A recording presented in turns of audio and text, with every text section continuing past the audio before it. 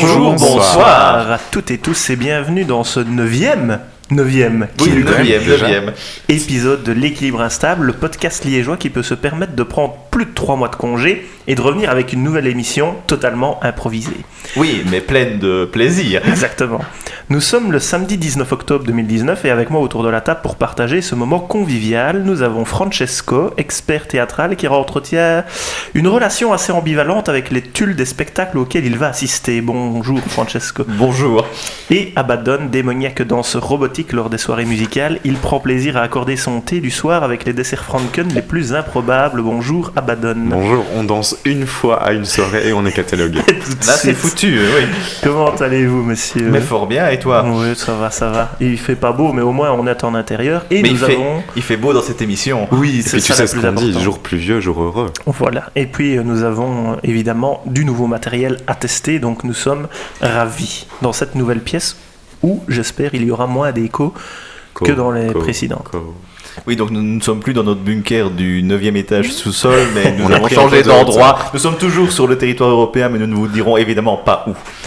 À Liège, évidemment. Eh bien voilà, Francesco, de quoi s'occupe-t-on cette fin d'après-midi? De plein de choses. J'espère que vous avez pris votre légèreté avec vous, puisque vous allez être aussi léger qu'une plume d'écrivain aujourd'hui, puisque c'est une émission spéciale littérature. Il est en forme. Alors oui, c'est la grande forme aujourd'hui. Alors, donc on va commencer par évidemment les traditionnelles news de Max. Oui, ça ira vite. Mais voilà, il y a des news à faire, parce qu'en 3 mois, il y a des choses qui se sont passées. Évidemment. Ensuite, nous passerons à la rubrique actualité d'Abaddon. Et nous ouvrirons ce merveilleux dossier littérature où nous pourrons parler d'un tas d'auteurs, d'un tas de livres et d'un tas de récits qui nous ont marqués, touchés, émus. On vous expliquera ça un petit peu plus tard. Exactement. Ensuite, il y aura toi aussi et pas de tes amis. Et nous terminerons par les recommandations d'usage d'un point de vue culturel, évidemment. Mais Max, je pense que nous pouvons démarrer sur les chapeaux de roue. Bien, démarrons, vroom vroom.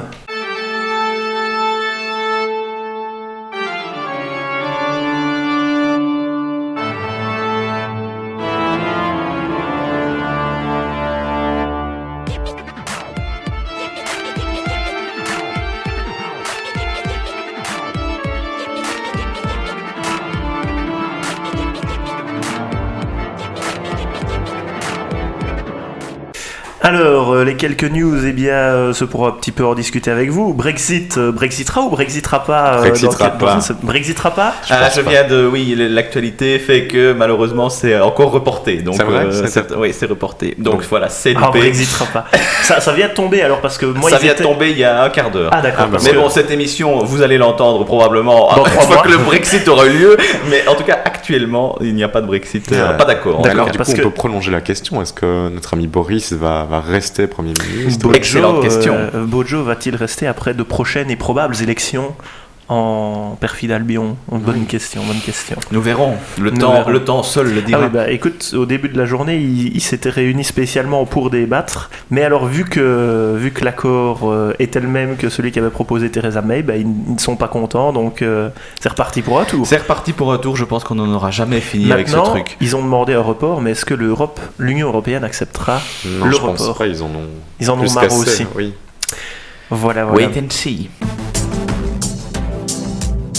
Eh bien, on va continuer à faire ça très très rapidement parce que nous avons chacun un horaire chargé aujourd'hui.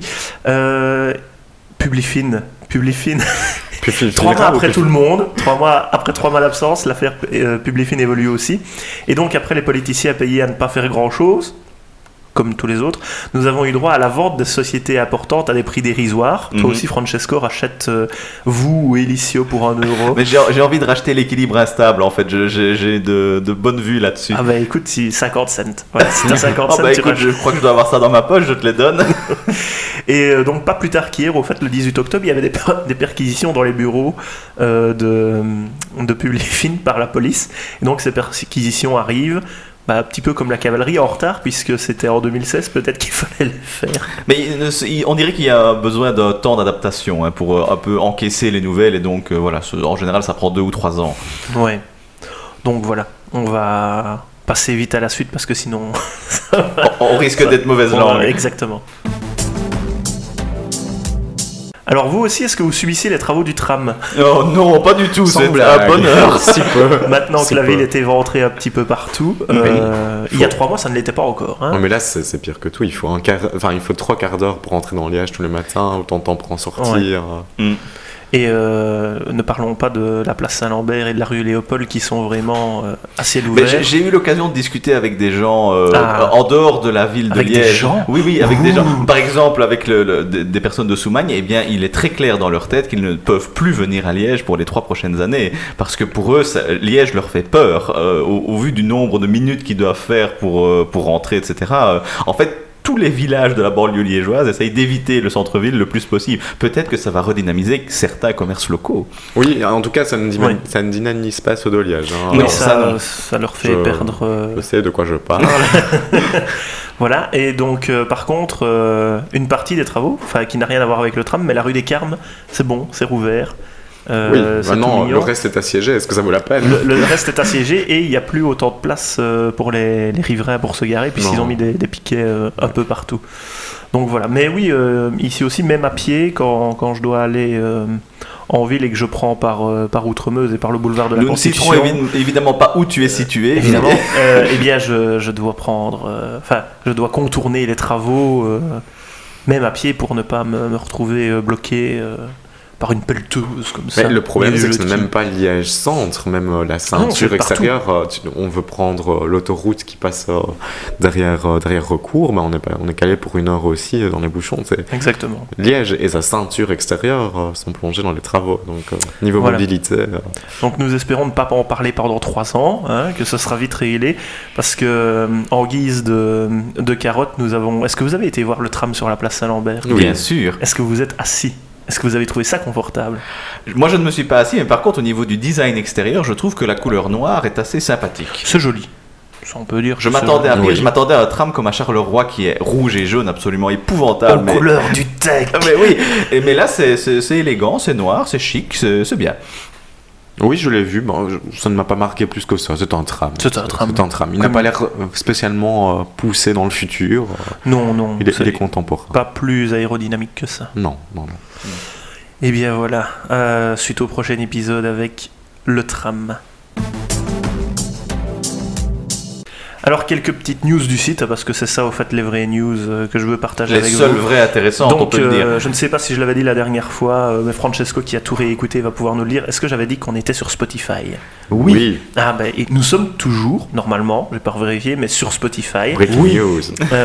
Breaking news. Et donc, pour le reste, on va essayer de faire aussi un 10e épisode avant la fin de l'année, juste pour avoir... Avant la fin des temps, nous promettons un 10e épisode. Exactement.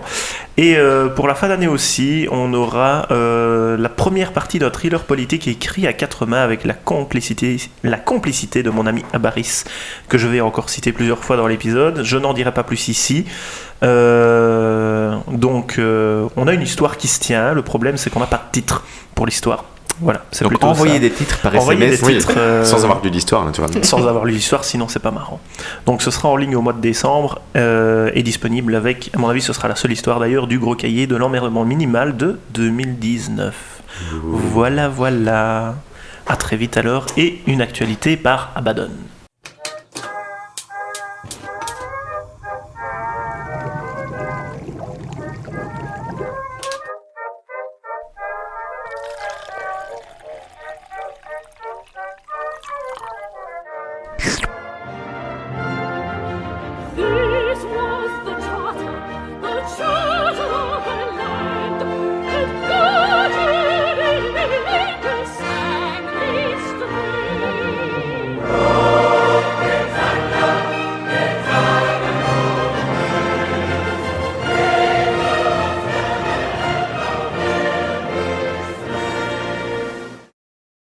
Alors, actualité, vous avez le choix. Est-ce que vous voulez parler fête de fin d'année ou est-ce que vous voulez parler culture?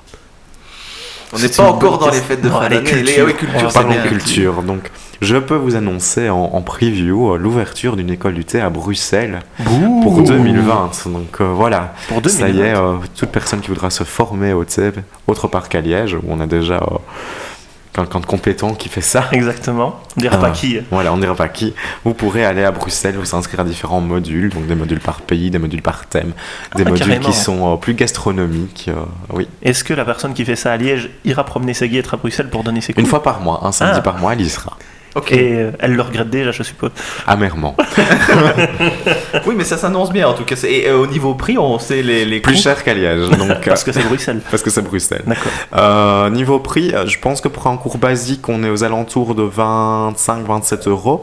Et pour un cours un peu plus, voilà, quand il y a la nourriture qui intervient, ce genre de choses, on peut monter jusqu'à 35-40 €. Mais combien faut-il de cours justement pour être doué, voilà, pour se sentir à l'aise avec le thé? La voie du thé ne se finit jamais. On marche et on atteint le bout seulement quand on meurt. C'est ça, donc ça veut dire qu'il faut avoir quand même une bourse assez élevée pour pouvoir aller au cours. ça peut coûter cher. Après, il y aura ce qu'on appelle le parcours découverte, donc une succession de 5 cours de 2 heures où vous pouvez déjà avoir une approche assez globale du thé. Ah, pas mal. Ça. Intéressant, en effet. Ben voilà, ben pour les Bruxellois qui nous écouteraient, c'est bientôt chez vous. Pour les Liégeois, profitez-en, c'est déjà ici. Et quelle est l'adresse du site où on peut avoir plus d'infos? Pour le moment, il n'y a pas encore de site, donc il faut vous rendre sur Palais d'été Belgique sur Facebook pour suivre les infos. Sinon, pour les Bruxellois, vous vous rendez à la boutique Palais d'été qui est place de la Vieille Halle au Blé. Et la vieille halle au blé. C'est mignon tout plein. C'est mignon. Oui, c'est déjà poétique rien que dans le nom. Donc, et puis un cours de thé aussi, ça fait rêver, quoi. Bah, pourquoi pas. Eh bien, merci beaucoup Abaddon pour cette actualité. Et donc, alors, bah, voilà, en 10 minutes c'est fait. Hein, donc, on va pouvoir passer, n'est-ce pas, Francesco, au dossier littérature. Oh oui.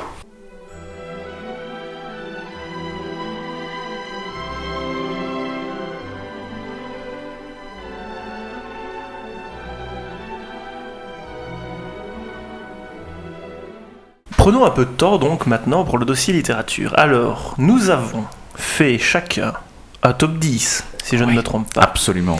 De 10 auteurs ou de 10 livres importants pour nous. Et avec un top 3 de livres que nous voudrions absolument garder en cas d'apocalypse, de problème ou de gains substantiels à l'euro-million et de voyage sur une île déserte. Voilà, je voudrais préciser que Max n'invente rien du tout. C'est un concept qui a déjà été utilisé par Amélie Nothomb dans son roman Les Combustibles. Donc on est dans une sorte de plagiat, on peut le dire. Voilà, il a plagié évidemment, ce qu'il ne faut surtout pas faire en littérature. Il y aura un petit générique d'Orson Welles comme d'habitude pour le plagiat. C'est moi Orson Welles. Je me permets d'interrompre ce film parce qu'on se fout un peu de ma gueule. C'est du vol et du plagiat. J'aime pas trop les voleurs et les fils de... Alors, qui veut commencer je pense qu'on pourrait faire chacun notre 10e, notre 9e, etc., remonter. Est-ce que vous les avez vraiment classés en vous disant j'aime moins celui-là que celui-là, ou est-ce que pour vous, les 10 auteurs ou les 10 livres se valent? Pour moi, Vas-y. Pour moi, ça a été très compliqué, donc ce n'est pas un top du meilleur et du moins bon. J'ai pris mes 10 livres préférés parce que chacun apporte quelque chose d'important dans ma vie, donc c'est difficile de dire lequel est le meilleur de tous et lequel est le moins bon. Donc dans mon esprit, c'est plus par thème. Ils sont à égalité, quoi. Et pour oui, toi, c'est la même chose. Faire un top 10 des auteurs, ça n'a pas de sens, en fait. Tu ne peux pas quantifier, dire qu'un auteur est meilleur qu'un autre. C'est juste qu'il est différent. Qu'il est meilleur qu'un autre, non, mais que tu as reçu son histoire d'une manière un petit peu moins intense qu'un autre, je pense. Mais j'ai fait vraiment un top 10 qui est totalement subjectif. Et voilà, mais... Oui, c'est des livres, enfin là c'est des auteurs plutôt, des auteurs importants, mais leurs livres se valent, quoi. Même si moi j'ai reçu les messages de toute façon, ici, l'intérêt qu'on partage notre top 10, c'est évidemment de donner l'envie à ceux qui nous écoutent de lire ces livres et de découvrir ces auteurs qui sont connus ou moins connus. Je suppose que dans vos top 10, vous avez aussi cherché des auteurs moins connus. Il y en a qui se sont infiltrés dedans. Ouais. Mais pourquoi c'est important de lire, Francesco ? Pourquoi est-ce important de lire? C'est une grande question. C'est une question qu'on me pose souvent. Déjà, c'est bon pour la mémoire, puisque ça permet d'entretenir un cerveau parfois endormi par les Netflix et autres films et autres. Voilà. Satanas. Donc, déjà, c'est bien. Ça permet d'enrichir son vocabulaire. Ça permet de prendre, de découvrir des histoires qui n'existent pas sous d'autres formes. Enfin, c'est juste. C'est magnifique. La lecture est juste super. Et ça ouvre l'esprit aussi. Et ça ouvre l'esprit critique. Et toi, Abaddon, quel rapport as-tu avec la lecture? Je trouve que ça rend créatif, ça te permet de créer un monde, parce que finalement, quand on va voir un film, on n'est jamais que le spectateur de ce que le réalisateur a voulu faire, tandis que quand on lit un livre, on est créateur du décor, donc tout se passe dans notre esprit. C'est vrai qu'en fait, l'auteur, il fait travailler le lecteur, en fait, c'est le lecteur qui travaille quand il lit un livre. C'est ça. C'est très bien dit. Eh bien, disons qu'on commence pour la 10e place par Abaddon. Qui as-tu Ok. Je l'ai mis en 10e parce que c'est peut-être le moins connu. Oui. Et parce que le livre en lui-même n'est pas porteur d'un message particulier. Mais j'ai beaucoup aimé la façon dont c'est écrit. Donc, c'est Peste et choléra de Patrick Deville. Donc globalement ça raconte la vie d'Alexandre Yersin, donc, qui est l'inventeur du vaccin contre la peste et le choléra. Donc un monsieur qui est né qui est né en Europe mais qui est parti travailler en Asie. Un monsieur à qui on doit beaucoup. Effectivement, bah oui, voilà. Donc c'est un récit, c'est pas un roman. C'est un récit. C'est fort romancé, c'est très romancé, c'est pas tout à fait suivi, donc il y a des périodes de sa vie, il y a d'autres périodes. Ça se passe en Asie, donc moi ça me plaît assez bien. Et c'est écrit mais merveilleusement. J'ai envoyé un extrait à Max hier soir et c'est du bonbon pour les yeux. Donc je ne sais pas si Max veut que je lise un extrait. Vas-y, lis ton extrait. Il faut juste que je retrouve mon extrait. Alors... Attention, parce que je ferai des petites compositions pendant que vous lisez votre extrait pour redonner un petit côté. Mais voilà, c'est le Max en post-production qui va devoir s'échiner. Petit extrait qui est pris vraiment au milieu du livre.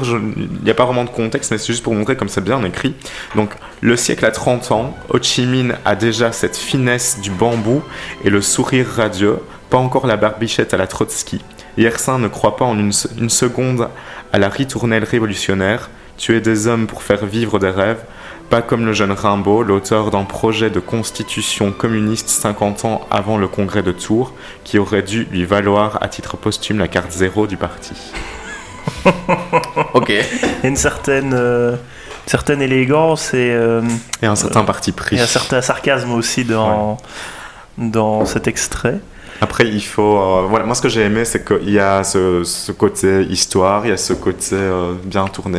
Il y a ce côté Asie. Voilà, il faut avoir une petite culture pour savoir ce qui s'est passé parallèlement un peu partout dans le monde. Est-ce que c'est difficile à lire? Ce n'est pas difficile à lire, justement, parce que comme c'est bien écrit, on se laisse porter dans le flux, et de temps en temps, on s'arrête, et on relit plusieurs fois le passage, et on se dit « Ah oui, c'est beau. » Donc, c'est un de mes romans préférés pour l'élégance du langage. Eh bien, très bien, merci. On va passer alors à Francesco. Francesco, dis-nous un petit peu. Oui, donc comme je n'ai pas numéroté, mais numéro 10, etc., donc dans un random order, ce serait difficile de ne pas parler de Georges Simenon en tant que liégeois. J'avoue que sa littérature est parfois sujette à caution, mais moi, c'est plus pour le personnage de Georges Simenon en lui-même que j'avais envie de le mettre dans le top 10, parce que c'est un romancier qui est totalement à part. Enfin, je veux dire, au niveau du nombre de livres qu'il a fait, enfin, je ne sais plus, ça se compte en centaines avec un nombre de nouvelles absolument énorme. On peut faire du fact-checking, tu vois, en allant chercher directement. Tout à fait. Et donc voilà, Georges Simenon, pour ceux qui l'ignoreraient, bien, c'est lui l'auteur des Maigret, qui sont actuellement repris d'ailleurs pour une série avec Rowan Atkinson, qui est très très bon. Voilà, c'est lui qui a écrit Le Chien jaune, etc. Enfin, donc il y a des classiques dans ses œuvres.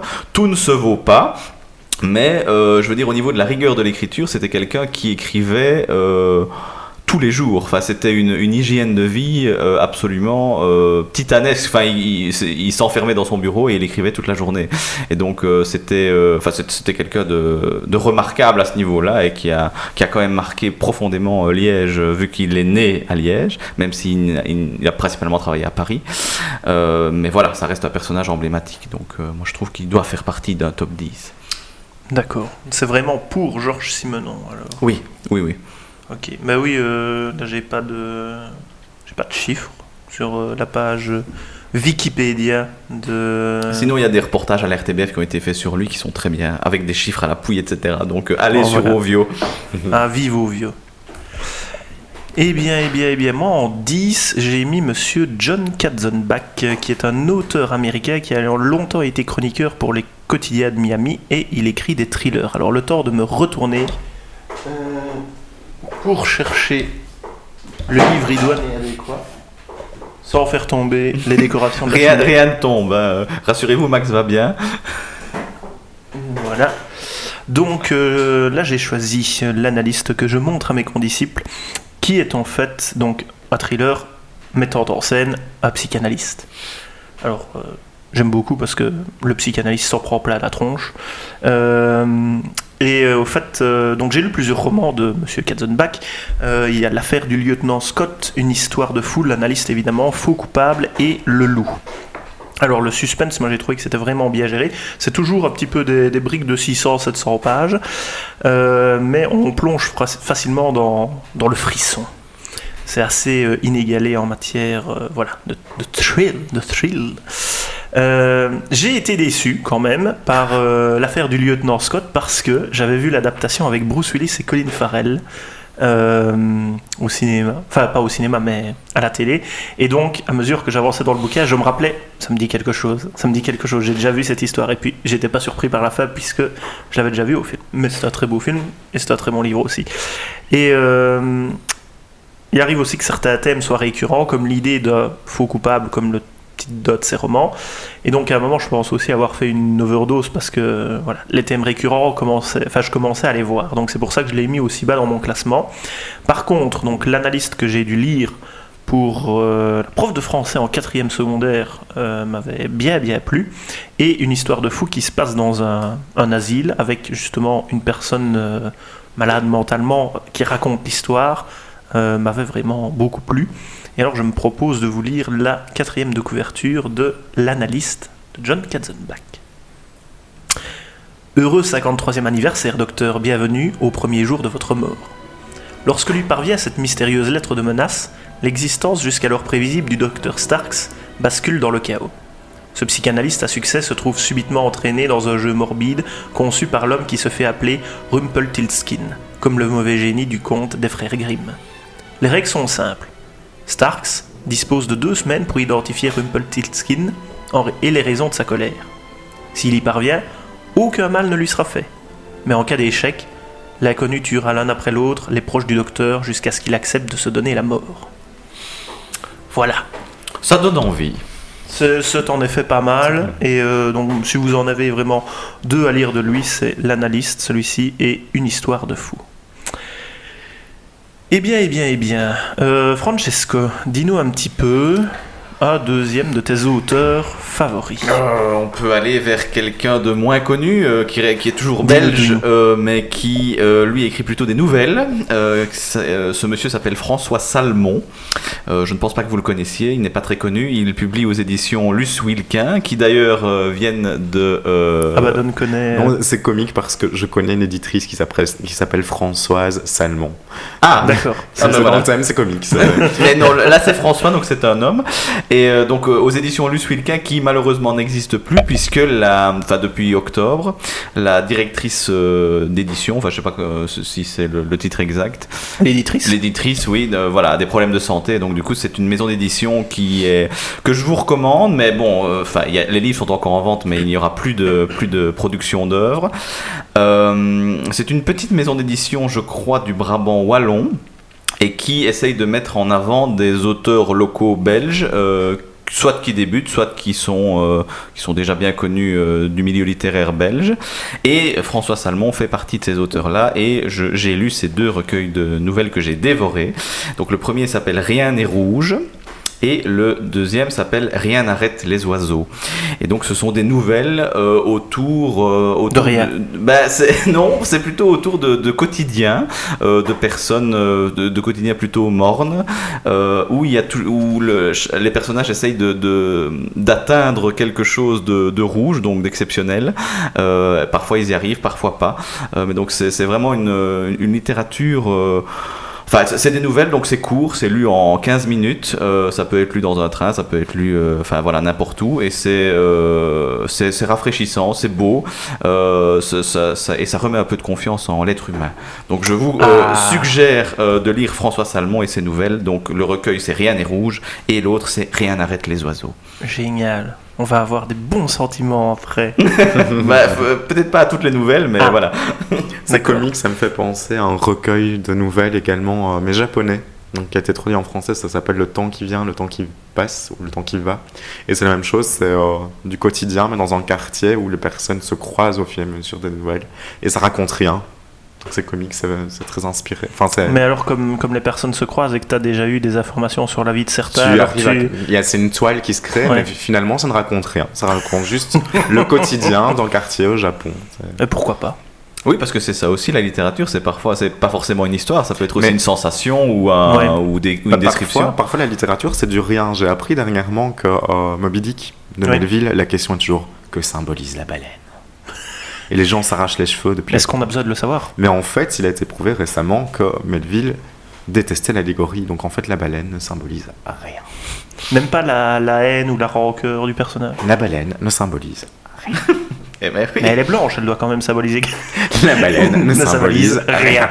Mais ça alimente au moins le débat sur quelque chose, et donc ça crée de l'intérêt autour d'une œuvre. Donc pourquoi pas ? Le truc, c'est que Melville disait que la baleine ne symbolisait rien, mais que les lecteurs se sont appropriés l'ouvrage, et eux ont insufflé quelque chose. En disant que la baleine symbolisait forcément quelque chose, parce qu'on essaye toujours de rationaliser et de finalement, la littérature, est-ce que ce n'est pas ça, créer du contenu à partir de rien ?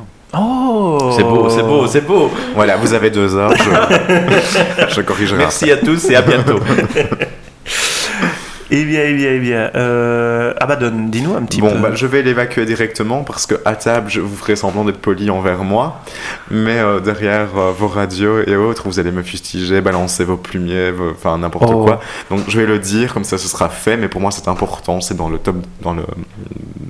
liste de mes tops. Il y a toute l'intégralité d'Harry Potter. Parce que c'est de la bonne littérature, c'est de la mauvaise littérature, mais pour moi, à partir du moment où quelque chose qui a été écrit arrive à donner la passion de lire à autant d'enfants, on ne peut pas nier que c'est de la bonne littérature. Et je pense que d'ici 80 ans maintenant, puisque ça fait quand même 20 ans que ça existe, il y aura, ça existe déjà même dans certaines universités aux États-Unis, des cours de littérature sur ce thème-là. Je pense qu'il y a tout là-dedans. On peut faire de la littérature comparée, on peut faire des analogies à l'histoire. Qu'elle soit contemporaine avec la Deuxième Guerre mondiale. C'est juste parce que c'est bien écrit et que c'est recherché. Voilà, et puis ça a le mérite de faire rêver des millions d'enfants. Tout à fait. En rajeunissant un petit peu le mythe des sorciers et des sorcières aussi. Également, oui, avec beaucoup d'humour et d'autodérision. Oui. Avec justement cet humour très anglais. Voilà. Et puis pour ceux qui nous écoutent et qui sont convaincus qu'en fait J.K. Rowling ce n'est autre que Hermione Granger qui essaye de faire passer au moldu l'histoire de ce qui s'est passé il y a 20 ans, je suis avec vous, vous n'êtes pas seul. Il y a des gens qui pensent autre chose. Je ne sais pas, mais il y a des mouvances comme ça. Par exemple, si vous connaissez un petit peu l'œuvre d'Anne Rice, il y a des gens qui pensent qu'Anne Rice n'existe pas, que c'est une femme de paille, mais que c'est les sept vampires qui écrit. Ben moi, je pense la même chose à Hermione. Vous voyez. D'accord, très bien. De toute façon, chacun peut inventer ce qu'il a envie comme théorie au final. Donc, seul l'auteur sait ce qu'il a voulu dire. Et parfois, c'est ça qui est beau aussi, ça transcende complètement l'auteur qui a eu une idée A et qui il y a 1000 idées qui sortent de l'esprit des lecteurs. Et est-ce que tu as un des 7 livres en particulier que tu préfères ? Un des 7 tomes, une des 7 années. J'aime bien le 6e tome. Alors, globalement... 6e tome, c'est le Prince de Sang Mêlé. C'est le Prince de Sang Mêlé. Globalement, il n'y a pas grand-chose qui se passe. Enfin, pas grand-chose. C'est là qu'on découvre réellement l'existence des Horcruxes. Les Horcruxes qui sont pour... pour les Moldus. Pour les Moldus. C'est bien, vous êtes convertis.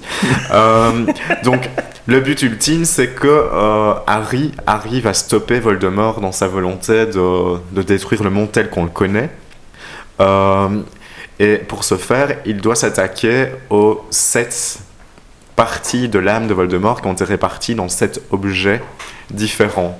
Et c'est à ce moment-là qu'on comprend comment il doit s'y prendre. Et ce qui m'intéresse dans ce livre, c'est qu'il y a vraiment un changement de position de regard, donc ça devient nettement plus sombre, vraiment très très sombre, et on quitte le stade de l'enfance de Harry où les choses sont magiques et jolies pour rentrer dans une autre dimension, et ça me plaît bien. Enfin, l'ambiance est posée dès le début.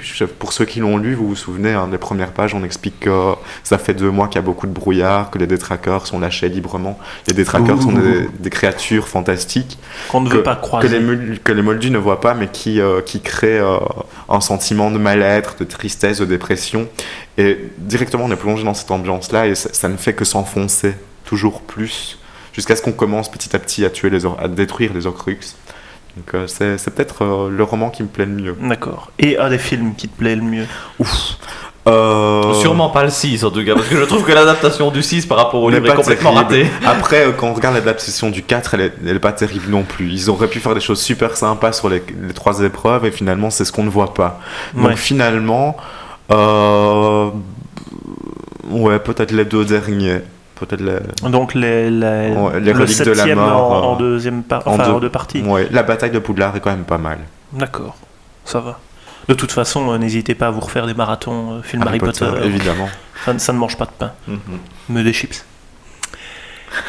Eh bien. Moi en deuxième, j'ai choisi, en 8e position plutôt, en 9e position, j'ai choisi George Orwell.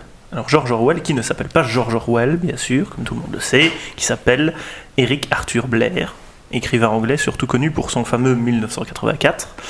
Il est né aux Indes, il a pas mal voyagé durant sa vie, il est devenu directeur de l'hebdomadaire The Tribune à Londres. Il a également été présentateur pour la BBC et il est mort de tuberculose en 1950.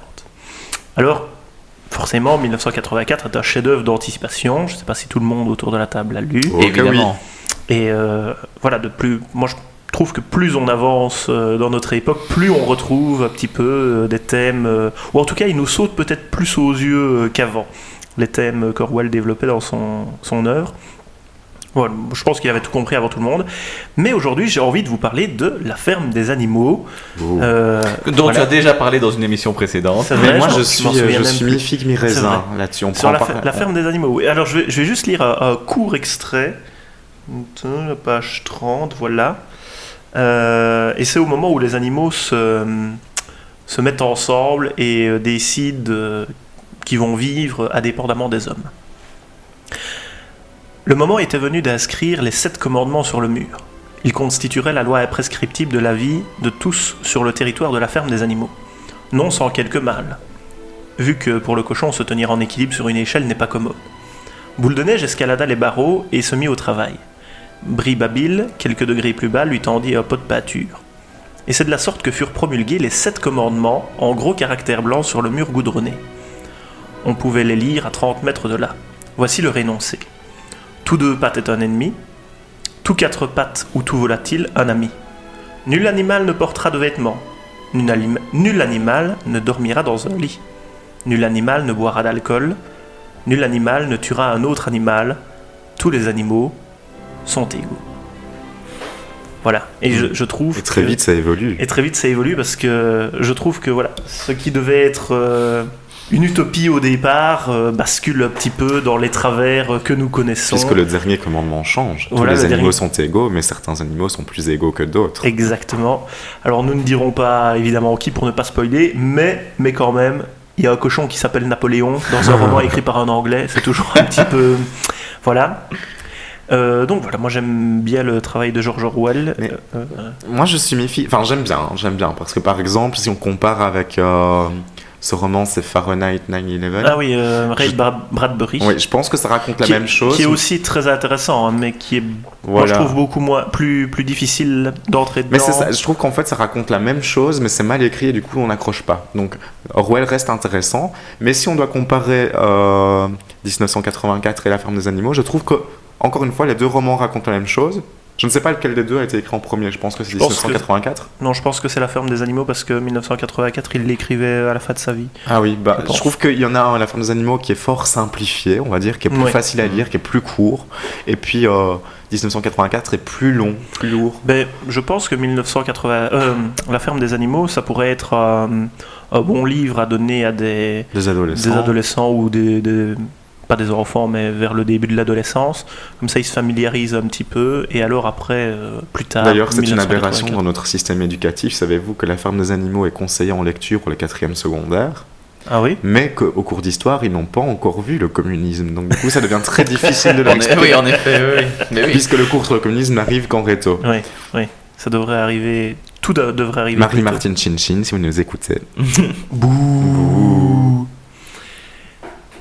Eh bien, en 3e, je pense, en 8e, allez. En 8e, je vais prendre la parole, mais je vais surtout laisser parler Francesco, parce que nous avons un premier en commun, qui est Sir Arthur Conan Doyle. Oui, non, il ne faisait pas partie de ceux-là, mais oui, il pourrait, c'est vrai. Je pensais que tu l'avais. Non, moi c'est Edgar Allan Poe, Victor Hugo, mais... voilà, c'était les deux, c'est pas grave. Donc, je vais parler un petit peu de Sir Arthur Conan Doyle. Qui est très bien aussi, qu'on connaît évidemment grâce au Sherlock Holmes, mais il a aussi écrit Le Monde Perdu, il a aussi écrit La Grande Ombre, qui parle de Napoléon et de la vision que les Anglais ont de Napoléon en croyant qu'il allait envahir l'Angleterre.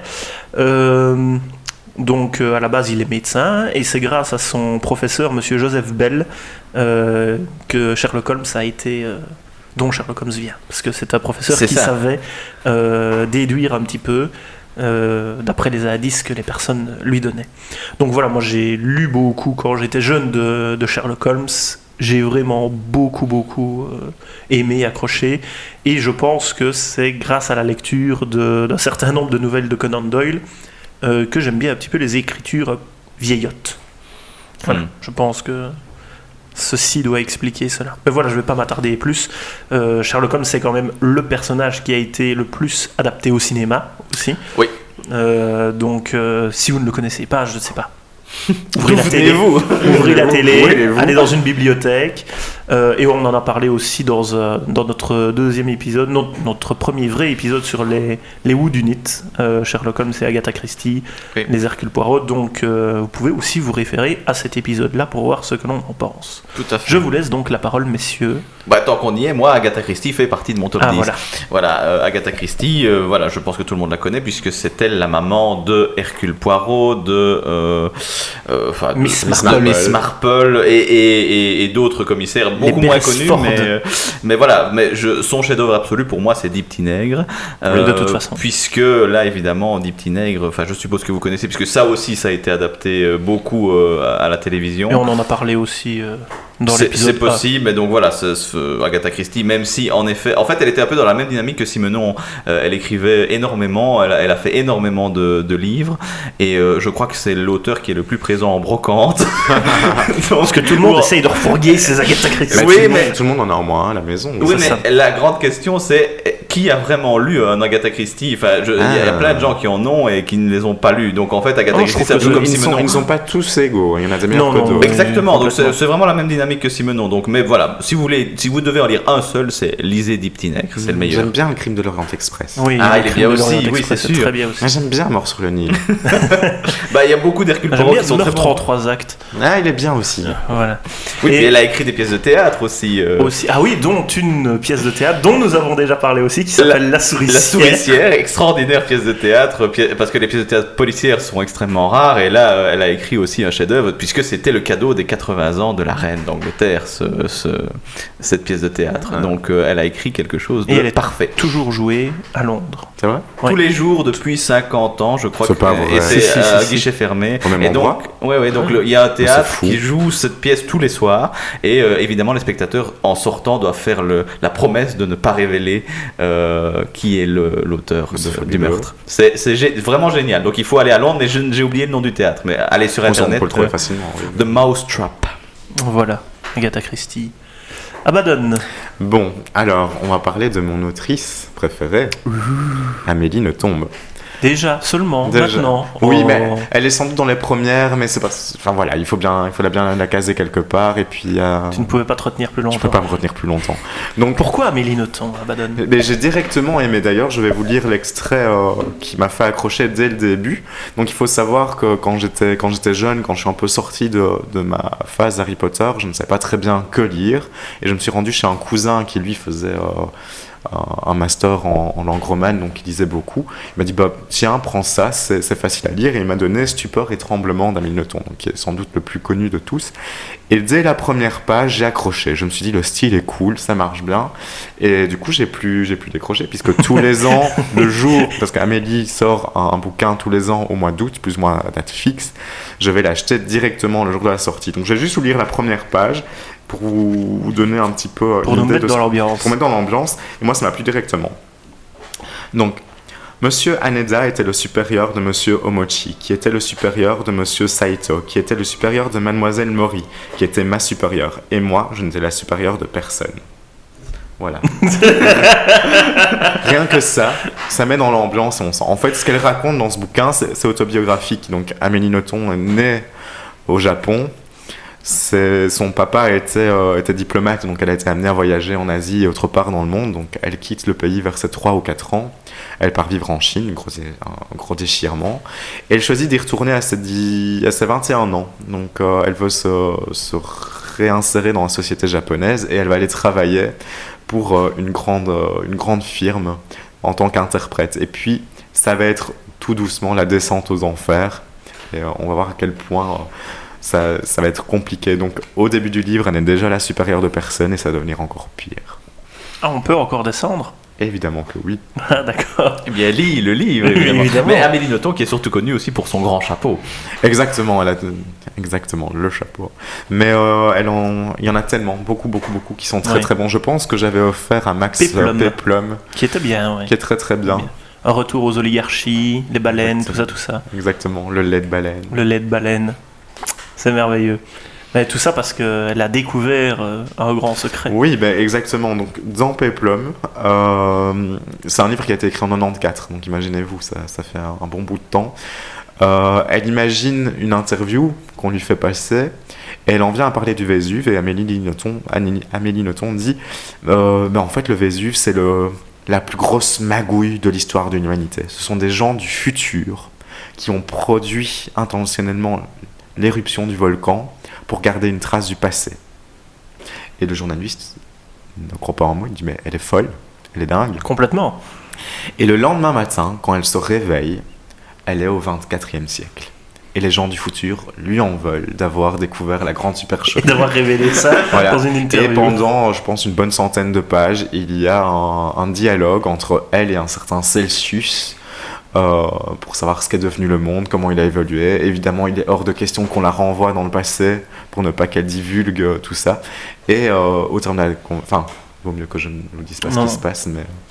Et c'est comique parce que plus le temps passe, plus on se rend compte qu'il y a des points sur lesquels elle pourrait avoir raison. Donc on se rend compte que quelque part vers le 21e ou le 22e siècle, ça a foiré. Ça a foiré, il y a une crise de l'énergie. Qu'à un moment donné, il faut se séparer d'une partie du monde. Ça remet beaucoup de choses en perspective. C'est aussi un très très bon livre. Et qu'as-tu pensé alors de C'est Soif, le tout dernier que tu as acheté? Tu as été faible. J'ai été faible. Eh bien, figurez-vous que je me suis dit cette année-ci, je ne me spoil pas, parce que tous les ans, on a des interviews d'Amélie dans diverses revues, dans différents journaux. Et là, je me suis dit, je ne spoil pas. Je sais juste que le titre s'appelle Soif. Je sais pas du tout quoi la question. On sait tous qu'Amélie Nothomb est dingue de champagne, donc je me suis dit, ce sera encore une allégorie sur le champagne, une discussion. En fait, pas du tout. Ça commence avec le procès de Jésus face à Ponce Pilate. Et on comprend très très vite qu'elle va nous raconter les derniers jours de Jésus sur terre. Elle va nous raconter la passion du Christ. En 3 pages, le procès est emballé et pesé. Il est convenu que le peuple veut du pain et des jeux, et qu'en l'occurrence, le jeu, ce sera de crucifier Jésus.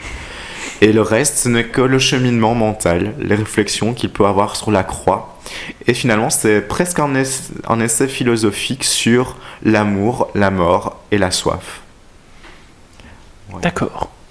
Intéressant. Et avec ceci de très intéressant, qu'elle défend l'idée que se sacrifier pour racheter le péché du monde est la chose la plus idiote qu'on puisse faire. Parce que aimer, c'est important. Mourir, c'est important. Avoir soif, ressentir des choses, c'est important. Mais mourir pour racheter le péché du monde, c'est idiot. Ben, pourquoi pas.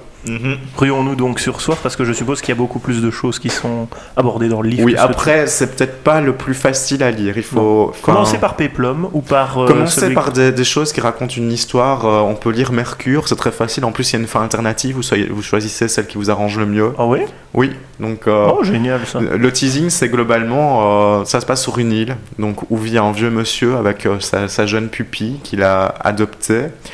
Elle tombe malade et une infirmière vient. Elle se rend compte qu'il n'y a de miroir nulle part, qu'elle ne peut jamais se regarder dans une flaque d'eau. Enfin, on lui donne des toilettes sèches, elle ne peut pas se voir dans l'eau.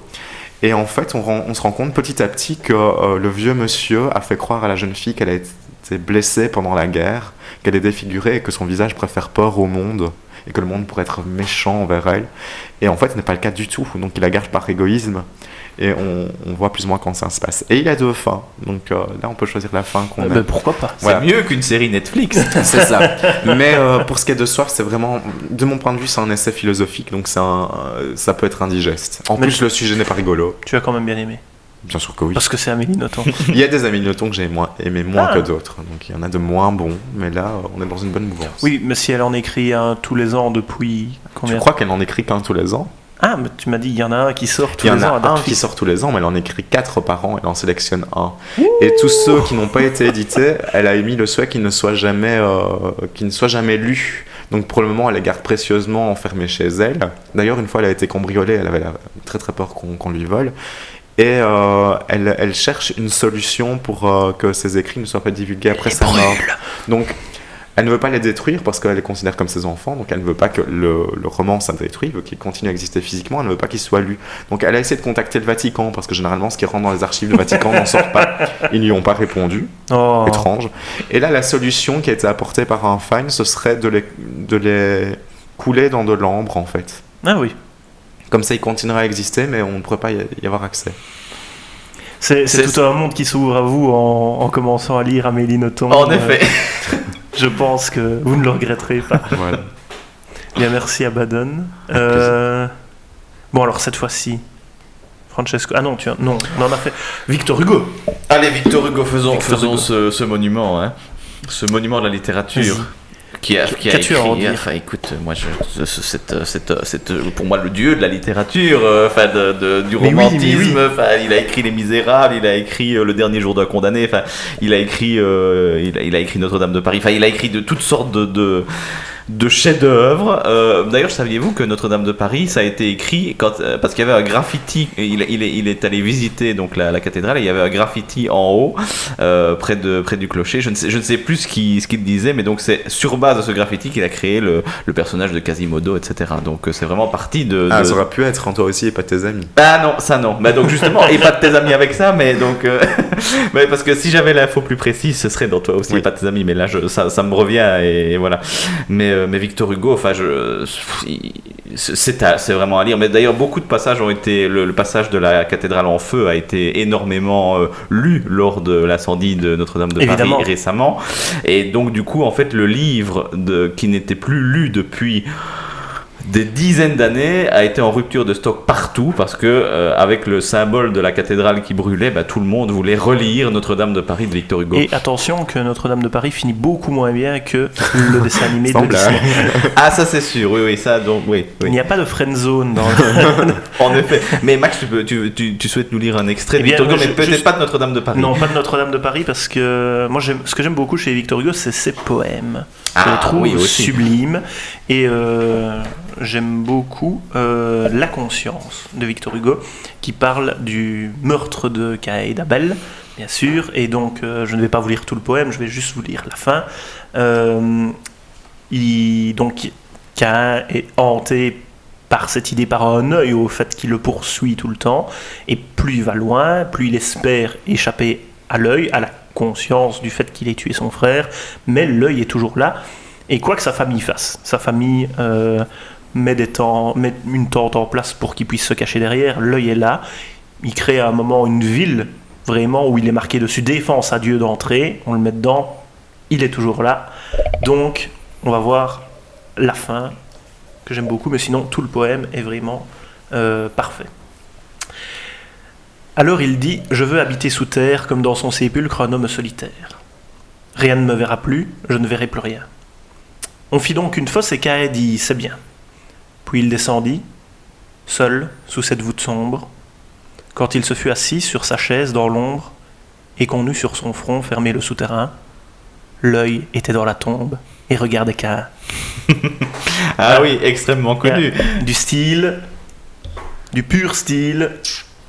Et non, c'est superbe, ça fait mouche à chaque fois.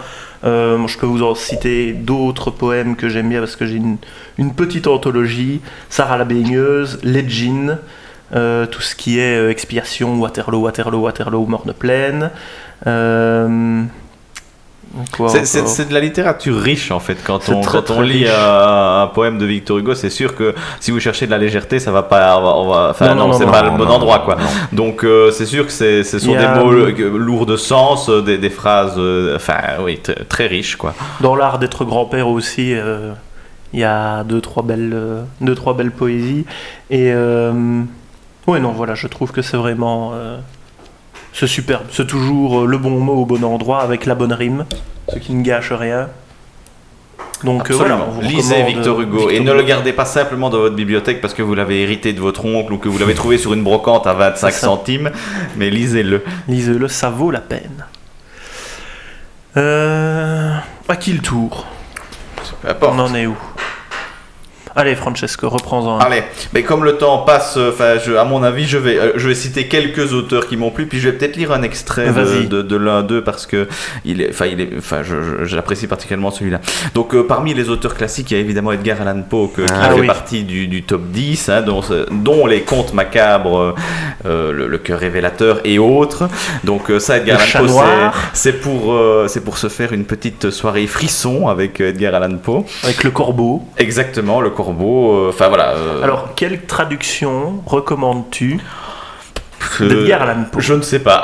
Aucune. Ça ne te chose pas. Non. Parce qu'il y a quand même Monsieur Charles Baudelaire qui a traduit. Et moi j'ai un petit recueil ici des poésies d'Edgar Allan Poe, Monsieur Stéphane Mallarmé. Eh bien moi c'est surtout, j'ai lu les traductions de Baudelaire, moi je n'ai pas lu celles de Mallarmé. Moi je suis baudelairien aussi. Hein. Mais les deux sont très très bien, hein. Il n'y a pas un qui vaut plus que l'autre je pense. Oui. Ils sont vraiment. Mais c'est très difficile de nouveau, toute la thématique de traduire un texte. Traduire du Poe. Oui, ou traduire un poème en soi, c'est extrêmement compliqué. Alors, si vous avez un bon niveau d'anglais, moi ce que je peux vous recommander, c'est de lire directement Edgar Poe. En tout cas, ses poèmes dans le texte. Mais c'est pas un anglais un peu vétuste ? Un anglais un peu vétuste, tout à fait.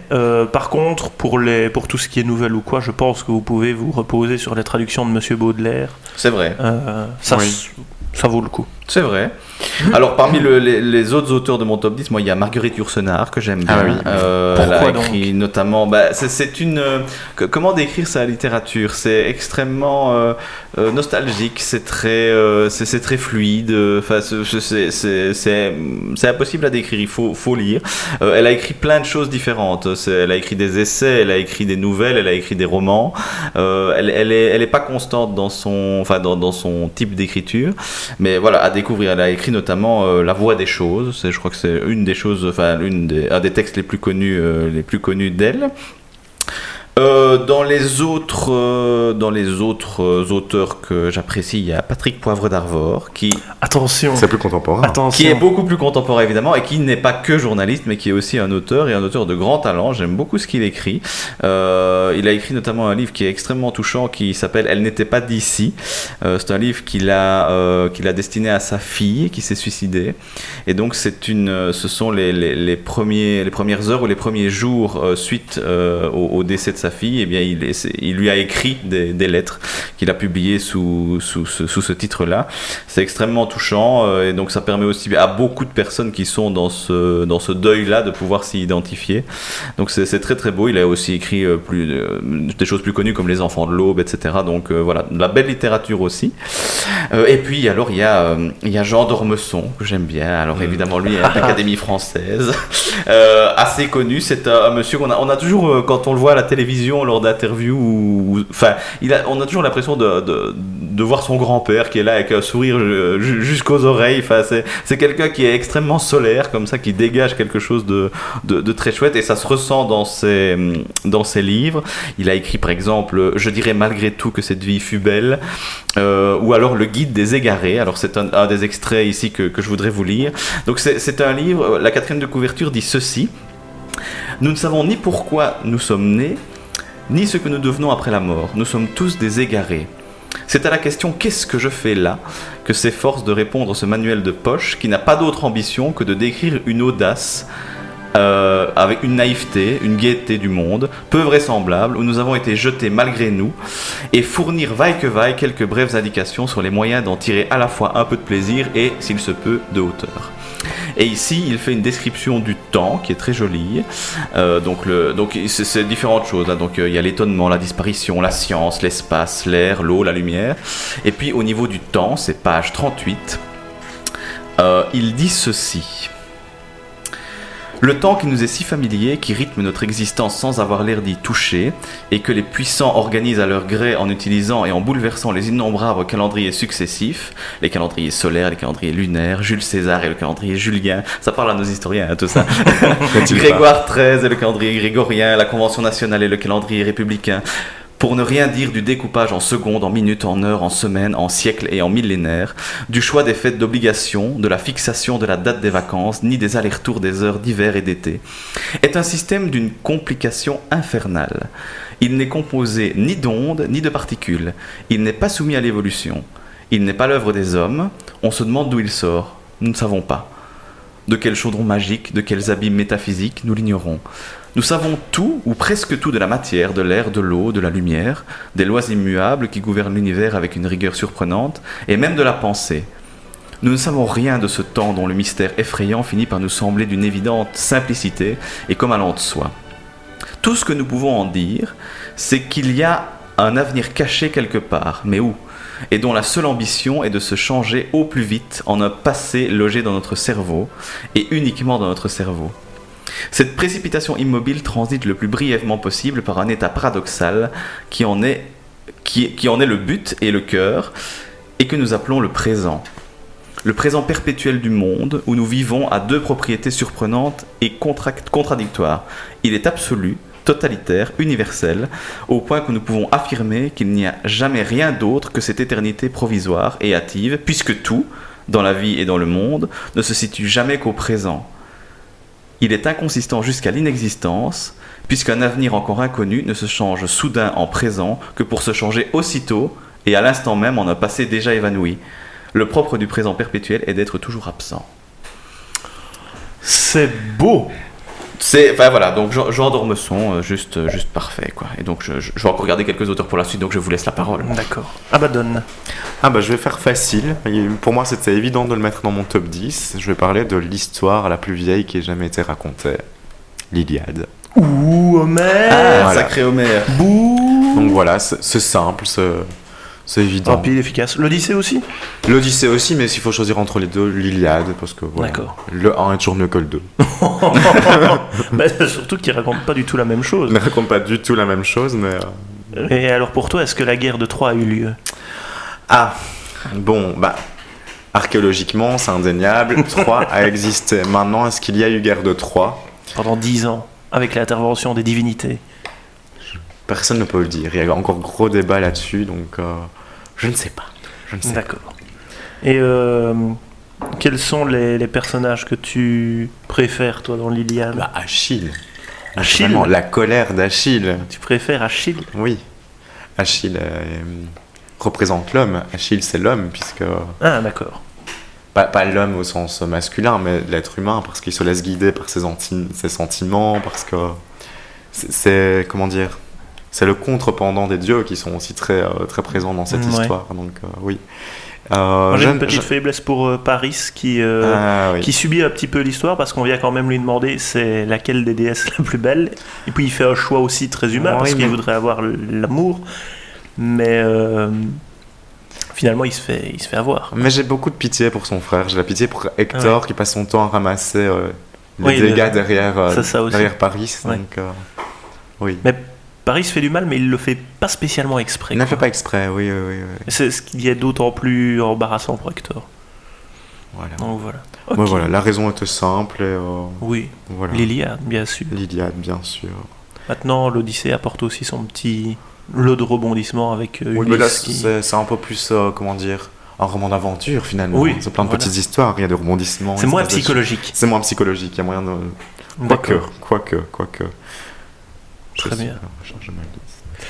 Eh bien, moi j'aimerais bien mettre... je vais vous parler de plusieurs d'un coup aussi, je vais faire comme Francesco comme ça. On expédiera. Comme tu as parlé de Edgar Allan Poe, on va parler 30 secondes de Howard Phillips Lovecraft qui me plaît parce que justement, il y a aussi un langage un petit peu vieux que j'ai appris à aimer dans les Conan Doyle. Conan Doyle qui s'était inspiré pour Sherlock Holmes aussi de monsieur Edgar Poe et de son détective Dupin. C'est les 3 double assassinat rue Morgue, la lettre volée et encore un troisième, je ne sais pas. C'est comme Sherlock Holmes, mais c'est écrit par Poe et plusieurs années avant. Donc c'est bien aussi. Et donc Lovecraft, lui, écrit par contre une suite au seul roman d'Edgar Poe, Les aventures d'Arthur Gordon Pym de Nantucket. Et Arthur Gordon Pym voyage, c'est une histoire un petit peu de pirates, d'aventure sur les mers, qui se passe aussi à un moment en Antarctique. Et Lovecraft écrit la suite Les montagnes hallucinées, sauf que lui, il y a tout de suite beaucoup plus d'horreur, il essaye vraiment de faire frissonner, il y a une cosmogonie importante avec des créatures qui viennent d'ailleurs et qui ne veulent pas spécialement le bien de l'humanité. Donc voilà, moi ça m'a foutu, même si c'est assez vieux, ça m'a foutu un petit coup de flip par moment. Quand vous lisez ça tout seul dans le noir, à la lueur d'une bougie. Est-ce que j'avais, il me semble, un petit extrait d'une nouvelle qui s'appelle Le Molosse et qui parle évidemment d'un gros chien. Et donc c'est deux personnages spécialistes en pillage de tombes. C'est les protagonistes de cette nouvelle qui est assez courte. Donc ils ont volé un talisman qu'ils n'auraient pas dû toucher. Après cela, nous vécûmes dans une horreur et une fascination toujours croissantes. La plupart du temps, nous nous nourrissions tous les deux l'idée que nous étions en train de rejoindre les démons et que nous devions notre existence à des plaisirs innommables. Parfois, il nous plaisait encore plus de nous croire les victimes de quelques destins sinistres, menaçants et inéluctables. Des phénomènes étranges se répétaient sans cesse. Notre maison isolée semblait habitée par quelque être malin dont nous ne pouvions deviner la nature. Chaque nuit, cet aboiement démoniaque envahissait la lande balayée par le vent et prenait des proportions fantastiques. Le 29 octobre, nous découvrîmes sur la terre molle devant la fenêtre de la bibliothèque des empreintes de pas impossibles à décrire. Elles étaient aussi mystérieuses que les volées de chauves-souris qui hantaient en nombre incroyable la vieille demeure. L'horreur atteignit son poids culminant le 18 novembre, lorsque Saint-Jean, rentrant de la gare à la tombée de la nuit, fut happé par une chose carnivore et déchiquetée. Entendant ces cris de la maison, je me précipitai sur le lieu du désastre, mais je ne perçus qu'un battement d'ailes et un objet aux formes vagues qui se détachait de la lune. Mon ami était à l'agonie. Quand je lui adressai la parole, il fut bien incapable de répondre à mes questions. Il se contenta de murmurer « L'amulette, la diabolique !» Puis il s'effondra, masse inerte de chair meurtrie. Voilà. Pour vous donner une idée de Lovecraft. Voilà. Pour vous donner une petite idée. Donc voilà, il faut vouloir avoir peur.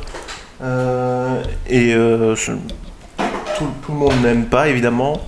Alors ensuite... Ah oui, je voulais dire aussi sur Lovecraft qu'il n'y a pas de bonne adaptation au cinéma. Si vous voulez un truc qui s'en rapproche le truc, Monsieur Jean Charpentier, John Carpenter, The Thing, film d'horreur, qui se passe en Antarctique aussi.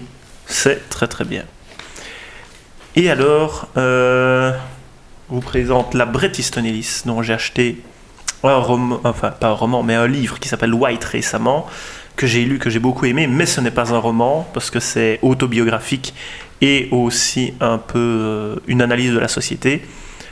Son style est très très brut de décoffrage, mais moi j'ai vraiment apprécié le American Psycho, et il y a eu un film tiré d'American Psycho avec Christian Bale, qui est très bien aussi. C'est très spécial, c'est très nihiliste, les personnages sont vraiment, peut-être pas des caricatures de leur époque, mais on y croit, quoi. On y croit. Et enfin voilà, je ne vais pas vous lire d'extrait, mais sachez qu'à la page 12, alors que c'est, je pense, la deuxième ou troisième page du roman d'American Psycho, on parle déjà de bébés morts et de bébés nazis morts dans le journal du New York Times, un 1er avril.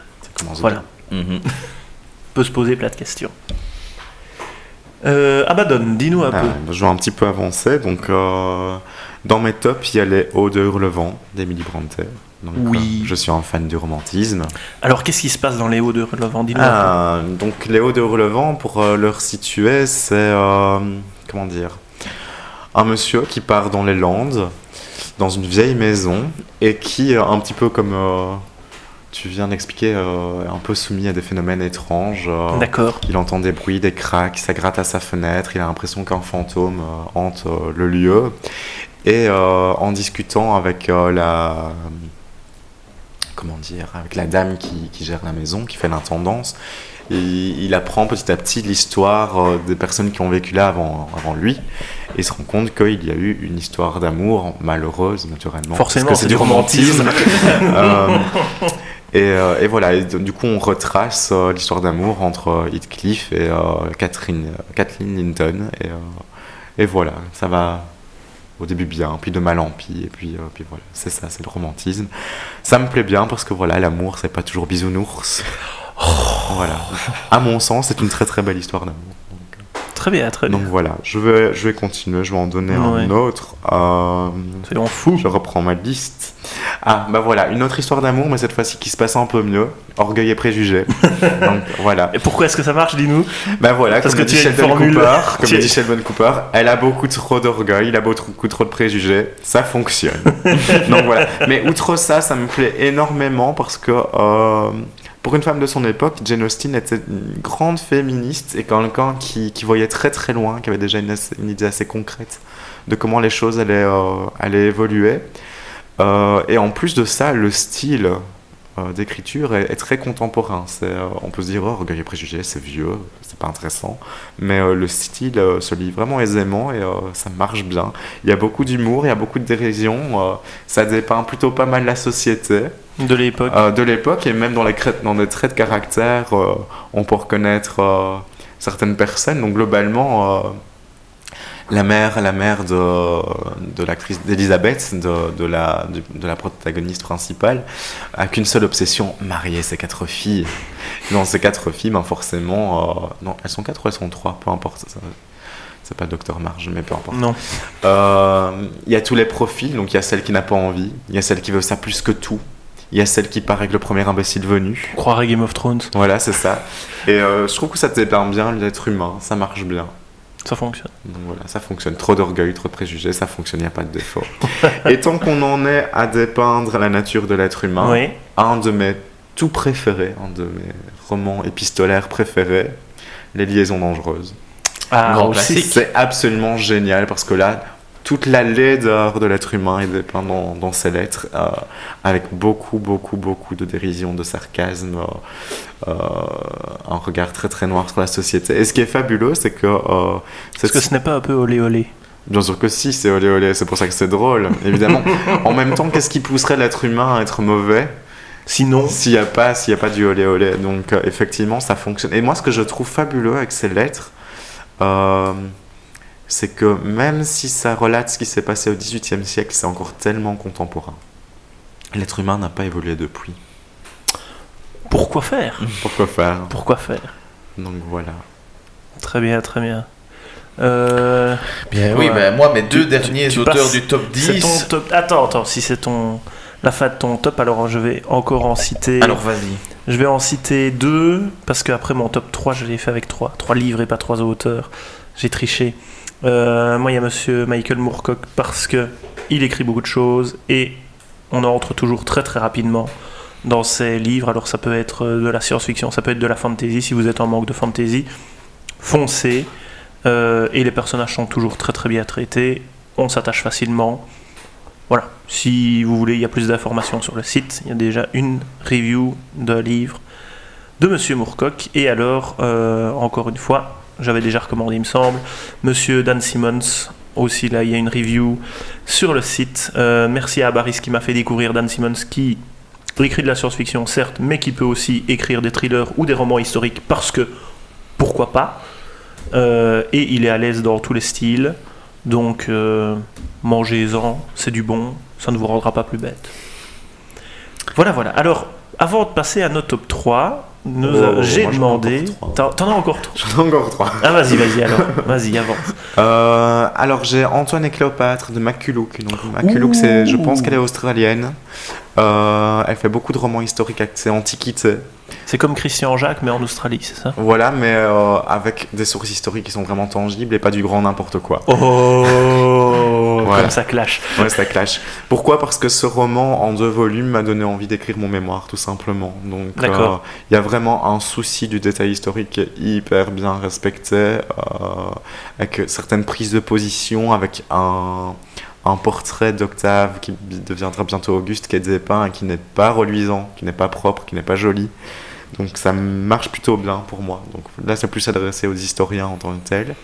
Ou aux gens intéressés, simplement. C'est lourd. Donc il faut aimer le sujet. D'accord. Quand même. Il faut aimer l'histoire un minimum. Voilà. D'accord. Et puis alors, j'ai Phèdre de Racine, parce que j'aime bien la tragédie et que voilà. C'est rare quand les Français font des choses bien. Et là, c'était bien fait. Et Phèdre, c'est bien, c'est ça? Phèdre, c'est bien écrit. J'ai trouvé ça un peu lourd. T'as trouvé ça lourd, Phèdre? Ouais, mais quand je m'ennuie, je le relis pour passer le temps. Mais c'est vrai que ça va vite à lire. Et j'alterne avec Andromaque. D'accord. Voilà. Donc voilà. Moi, c'est l'illusion comique et le Cid. Donc, le Cid. Le Cid. Ouais, mais c'est pas de la tragédie. De l'autre côté. C'est de la tragicomédie. Moi, j'aime bien quand il y a un petit peu d'espoir. Moi, j'aime bien quand tout le monde meurt à la fin. Voilà. Voilà. Et le tout dernier, je ne sais pas si je le garde pour maintenant. Oh non, attends, on va. Le tout dernier, c'est le tout dernier. J'en ai plus d'autres à présenter que ça. Ah bah écoute, on va garder ça pour la fin. Donc moi j'avais demandé à notre camarade Lionel qui était venu présenter ses œuvres artistiques une fois quel était son top 3 des livres à garder.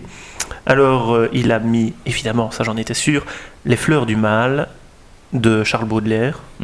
Lui-même. L'affaire Charles Dexter Ward de Howard Phillips Lovecraft que j'ai déjà présenté. Pourquoi est-ce qu'il aime bien? Sans doute parce que c'est Lovecraft, mais il y a aussi une personnalité qui change, parce que son ancêtre vient le hanter et prend possession de son corps. Donc voilà, c'est très spécial. Alors le dernier, je ne vais pas le citer tout de suite parce qu'il fait aussi partie de mon top, donc mon top 3, je le citerai plus tard. Et alors... ayant demandé à mon autre ami Abaris, lui cite Guerre et paix de Léon Tolstoï, ainsi par là Zarathustra de Friedrich Nietzsche et Le Seigneur des Anneaux de Tolkien, que nous n'avons pas cité aujourd'hui. Moi j'avoue que j'ai pas réussi à le lire, après 100 pages, je n'en pouvais plus. Mais en fait, quand on accroche. J'ai lu beaucoup, à part les passages où les hobbits sont perdus dans les marais. Ça fait quand même 200 pages, il ne se passe rien, il marche. C'est tout de suite plus intéressant de suivre Aragorn. Voilà, exactement. 10 ans. Francesco, dis-nous un peu. Oui, moi, parmi les 2 derniers auteurs de mon top 10, il y a Dan Brown. Comme c'est bizarre. Qui a écrit donc Ange et Démon, Origine, Le Da Vinci Code, etc. Excellent auteur, best-seller. Voilà, je pense qu'il n'y a pas besoin de le décrire. Moi, j'adore son style. Voilà, j'aime beaucoup. Il m'a accompagné tous les étés. Il y a des anges, il y a des démons, ça marche. Exact, ça marche à tous les coups. Et alors pour moi, l'auteur, c'est Philippe Claudel, qui n'est évidemment pas Paul Claudel, qui est Philippe Claudel. Prenez votre antidépresseur tout de suite. Francesco va parler de Philippe Claudel. C'est le frère ou pas de Camille? Je ne sais pas. Il y en a un des deux est le frère, mais je ne sais pas lequel. Je n'en ai aucune idée. En tout cas, Philippe Claudel, il a écrit pour moi des œuvres magnifiques comme Les âmes grises, comme Le rapport de Brodeck ou ou L'archipel du chien, plus récemment. C'est son dernier livre qui... mais il est encore vivant. Ah oui, mais alors c'est pas le frère de Camille. Je ne sais pas, Camille Claudel, c'est le 20e siècle. Oui, c'est la... Aide-moi, Max. Camille Claudel. Non, ici, Philippe Claudel, mort en 1943, sculptiste et artiste peintre. Voilà, la muse de... Auguste Rodin. Merci. Voilà. Merci non, Wikipédia. lui, ici, Philippe Claudel doit avoir une quarantaine d'années, je pense. Oui, il rien à voir. Mais donc voilà, les âmes grises, en fait, j'ai l'impression qu'il scrute aussi les côtés sombres de l'âme humaine. Et il a dans le rapport de Brodeck, par exemple, il parlait des horreurs de la Seconde Guerre mondiale. Dans les âmes grises, c'est différents personnages. Donc il y a le meurtre d'un enfant dans un village, et donc on a différents personnages, et en fonction de ça, chacun va réagir d'une certaine façon, et donc on voit on scrute l'âme humaine, et que nous n'avons pas tous une âme noire ou une âme blanche, on a tous des âmes grises. Voilà. Et l'archipel du chien, qui est aussi fantastique, traite de la question donc des migrants. Et donc c'est une allégorie en fait. Donc ce sont des personnages qui se retrouvent sur une île. Il y a le curé, il y a le maire, ce sont chaque fois des allégories de quelque chose. Donc le curé représente la religion, le maire représente la politique, etc. Et un jour, ils se retrouvent devant le cadavre d'un homme rejeté sur la plage. Et donc ils sont 5 ou 6 devant ce cadavre. Et donc il faut prendre une décision. Est-ce qu'on le mange ou pas? Non, ils sont civilisés, hein. Mais c'est qu'est-ce qu'on fait avec ça et comment est-ce qu'on réagit, et donc c'est très très beau. Donc voilà, en effet, ce n'est pas pour rire, c'est de la littérature sombre, mais il y a une beauté dans la mélancolie chez lui que j'aime beaucoup. Ben voilà, c'est parfait. Moi, dans mon top 3, j'avais Carlos Ruiz Zafón, L'ombre du vent, qui est un des rares bons livres qu'on m'a fait lire en secondaire, en cours de français, et qui parle d'un garçon qui doit adopter un petit peu un livre d'une bibliothèque un petit peu spéciale, et il choisit L'ombre du vent, et ça va l'amener à faire un petit peu des recherches sur son auteur et à découvrir sa vie. C'est vraiment bouleversant, il y a de tout, il y a de l'amour, il y a de la mort, il y a une intrigue, ça fonctionne. Voilà. L'ombre du vent de Carlos Ruiz Zafón. Un qu'Abaddon aime bien, peut-être parce que je lui ai offert. Et puis finalement, ça raconte aussi l'Iliade. C'est La mort du roi de Songor de Laurent Godet. Alors, qu'en avais-tu pensé, J'ai Abaddon? adoré, donc littérature comparée, hein, le thème il est pas caché du tout, c'est l'Iliade, c'est la guerre de Troie. C'est même mis, je pense, sur la 4e de couverture. Voilà. La guerre éclate, c'est Troie assiégée, c'est Thèbes livré à la haine. C'est ça, mais tout transposé dans un univers africain précolonial, je crois qu'on peut le dire. Oui, africain, animiste. Animiste, et cette relecture était vraiment très très fraîche, et ça m'a vraiment beaucoup plu, c'est très très bien écrit. Oui, moi je l'ai mis dans mon top 3 parce que je pense qu'il n'y a aucun mot à enlever, à changer ou à interchanger. Tous les mots sont à leur place et c'est bien comme ça. Exactement, oui. Pour faire un petit peu l'histoire, au fait, donc le roi de Songor est sur le point de marier sa fille. Et le problème, c'est que lorsque son futur gendre arrive un autre garçon à qui sa fille s'était promise en secret des années auparavant. Donc la guerre va éclater évidemment entre le gendre que le roi de Songor a promis à sa fille et celle qu'elle avait choisie quand elle était gamine. Et au fait, le plus gros problème, c'est surtout que son valet, Katabolonga, qui était le dernier homme d'une tribu que le roi de Songor a assiégé et a détruit, décide que c'est le jour pour le roi de Songor de mourir. Donc le roi de Songor va mourir en ne sachant pas surtout si sa fille va survivre à la guerre qui s'annonce. Et il mandate, ça on peut le dire aussi je pense, l'un de ses fils, son dernier fils, pour aller lui construire 7 tombeaux à travers son empire, qui représenteront les différents visages du roi qu'il a été. Voilà, c'est sublime. C'est très très bien écrit. C'est très très bien écrit. La mort du roi de Songor de Laurent Godet. Francesco, tu n'as plus rien. Abaddon, quel est ton dernier livre? Alors, je vous ai parlé du romantisme, de choses tristes, de la mort, tout ça. Là, je vais finir sur une note qui est avec un peu plus d'espoir. Donc, c'est un livre que j'ai adoré lire. Et je pense que si chaque être humain sur Terre le lisait une seule fois dans sa vie, tout irait tellement mieux. C'est La couleur des sentiments. Je ne sais pas si vous connaissez. Non, de qui ? Kathleen Stockett. D'accord. Donc, ça, en anglais, c'est The Help. Donc, c'est l'histoire de dames noires dans les années 50-60, je dirais, qui travaillent chez de riches blancs. Donc, qui sont femmes de ménage ou nounous ou d'autres choses. Et on prend conscience de ce que vivaient les Noirs à l'époque de la ségrégation, donc le fait de pouvoir pas s'asseoir au même endroit dans le bus, d'avoir une bibliothèque pour les Noirs, une bibliothèque pour les Blancs, pour pas qu'ils salissent, ne pas avoir accès aux mêmes toilettes. Parfois même, ils travaillent toute la journée sans pouvoir de toilettes, puisqu'il n'y a pas de toilettes pour les Noirs. Aïe. Et à un moment donné, une Blanche, étrangement, qui a été élevée par une dame noire, a l'idée de recueillir leurs témoignages et d'en faire un livre et de l'éditer. Et les dames de cette communauté se reconnaissent et voient toutes les choses ignobles qu'elles font à leurs servantes. Et je trouve ça juste génial. Et il y a tellement de positivisme, il y a tellement un regard. Je pense que toutes les personnes qui, pour une raison X ou Y, se sont senties exclues dans leur vie, se reconnaissent dans une des situations et ça apporte beaucoup de bien. Et il y a 2 extraits que j'ai bien aimés. Vas-y, dis-nous. Alors, le premier... en fait, il est question d'une jeune fille qui s'est fait virer de son premier emploi parce que la dame trouvait qu'elle ne nettoyait pas assez bien. Et elle dit ceci. « Je suis revenue à la maison ce matin-là après qu'on m'ait renvoyée. Je suis restée dehors avec mes chaussures de travail toutes neuves. Les chaussures qui avaient coûté autant à ma mère qu'un mois d'électricité. C'est à ce moment, je crois, que j'ai compris ce qu'était la honte et la couleur qu'elle avait.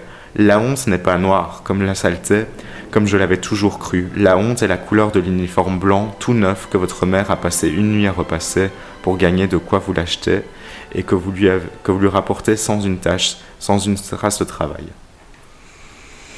Oui. Et alors, il faut que je le retrouve, je ne sais pas où je l'ai mis. Voilà. Donc ça, c'est une autre citation. Donc c'est une citation que la nounou de la Dame Blanche, qui a décidé d'écrire, lui disait souvent. Elle lui disait « Chaque jour de ta vie, jusqu'à ce que tu sois morte et enterrée, tu devras te poser cette question et y répondre. Tu devras te demander « Est-ce que je vais croire ce que ces crétins diront de moi aujourd'hui ?» Ça, c'est beau. Voilà, je pense sincèrement que toute personne devrait lire au moins une seule fois ce livre dans sa vie. La couleur des sentiments. Ça ouvre un petit peu l'esprit. Ah, clairement, clairement. D'accord. Je vais finir rapidement en parlant de mon roman, je pense, préféré, qui est Le Comte de Monte Cristo d'Alexandre Dumas. Je ne vais pas parler d'Alexandre Dumas, mais je pense que pour moi, il y a eu un avant et un après, parce que je n'ai jamais retrouvé une intrigue aussi bien ficelée que dans Le Comte de Monte Cristo. On a l'impression parfois qu'il parle de petits détails qui n'ont rien à voir avec l'intrigue qu'il développe, et au fait ces petits détails auront un impact plus tard, à un moment, au moment généralement où on s'y attend le moins, mais c'est vraiment comme s'il avait fait des nœuds avec plein de ficelles, et qu'à un moment, comme un magicien, il tire une des ficelles et tous les nœuds se défont, se détachent d'un seul coup. C'était magique. J'avais juste un petit passage que j'avais beaucoup aimé pour son humour, dans le premier tome du Comte de Monte Cristo, et c'est le moment où le comte va à la banque de Monsieur Danglars. Donc, pour retracer un petit peu, Monsieur Edmond Dantès s'est fait trahir par 3 de ses amis qui lui ont pris sa vie et sa femme. Il a été pendant 15 ans au château d'If, une prison où un moine l'a éduqué. Il lui a fait comprendre pourquoi il était arrivé en prison, et il lui a révélé l'existence d'un trésor. Edmond Dantès est sorti, est devenu super ultra riche, je pense un homme les plus riches de l'époque à ce moment-là, et voilà, donc il va à la banque de son ancien ami qui ne le reconnaît pas, évidemment. Et donc il demande quelque chose d'un petit peu particulier. Donc je le retrouve. Donc c'est Monsieur Danglars qui parle là-bas. Cette lettre, dit Danglars, je l'ai sur moi, je crois. Il fouilla dans sa poche. Oui, la voici. Cette lettre ouvre à Monsieur le Comte de Monte Cristo un crédit illimité sur ma maison. Eh bien, Monsieur le Baron, dit le Comte, que voyez-vous d'obscur là-dedans ? Rien, monsieur, seulement le mot illimité. Eh bien, ce mot n'est-il pas français? Vous comprenez, ce sont des anglo-allemands qui écrivent. Oh, si fait, monsieur, et du côté de la syntaxe, il n'y a rien à redire. Mais il n'en est pas de même du côté de la comptabilité. Est-ce que la maison Thomson et French, demanda Monte Cristo, de l'air le plus naïf qu'il put prendre, n'est point parfaitement sûre, à votre avis, monsieur le baron? Diable, cela me contrariait, car j'ai quelques fonds placés chez elle. Oh, parfaitement sûr, répondit Danglars avec un sourire presque railleur. Mais le sens du mot illimité en matière de finance est tellement vague qu'il est illimité, n'est-ce pas, dit Monte Cristo. C'est justement cela, monsieur, que je voulais vous dire. Or, le vague, c'est le doute, et, dit le sage, dans le doute, abstiens-toi. Ce qui signifie, reprit Monte Cristo, que si la maison Thomson et French est disposée à faire des folies, la maison Danglars ne l'est pas à suivre son exemple. Comment cela, monsieur le comte? Oui, sans doute, messieurs Thomson et French font des affaires sans chiffre, mais monsieur Danglars a une limite aux siennes. C'est un homme sage, comme il le disait tout à l'heure. Monsieur, répondit orgueilleusement le banquier, personne n'a encore compté avec ma caisse. Alors, répondit froidement Monte Cristo, il paraît que c'est moi qui commencerai. Voilà. Et ça montre bien toute la puissance du personnage et sa volonté de vouloir nuire aussi aux gens qui l'ont mis au plus bas. Voilà. Eh bien, je pense que nous avons terminé avec notre top 10 et que Francesco est sur les starting blocks pour toi aussi et pas de tes amis. Nous espérons que vous avez découvert un petit peu, après ces petits conseils de lecture, des choses qui vous intéresseront. Et il n'est pas interdit de recommencer un jour avec de nouveaux livres qui nous auront... Évidemment. Bonne lecture. Bonne lecture à tous.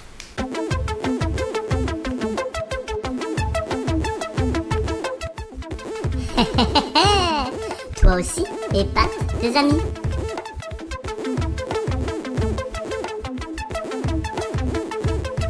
Alors Francesco, je te laisse la main. Bon, c'est parti. C'est plutôt vous qui allez devoir être au taquet cette fois-ci, puisque nous avons à toi aussi et pas de tes amis de plus. Alors, j'ai été faire un peu le tour des émissions précédentes pour un peu voir où vous en étiez au niveau de vos victoires respectives. Il a préparé le salaud. En fait, savez-vous lequel des deux déjà a gagné le plus de fois? C'est Max. Non, j'ai gagné qu'une seule fois. Abaddon a gagné une fois et Max a gagné 3 fois. Donc pour l'instant, tu es Lord Épatant. Oh, je suis Lord Épatant. Mais aujourd'hui, nous allons savoir qui est Mister Épatant de cette 9e émission. Exactement. Donc je vous rappelle, les règles n'ont pas changé depuis la dernière fois, pour une fois. Oui.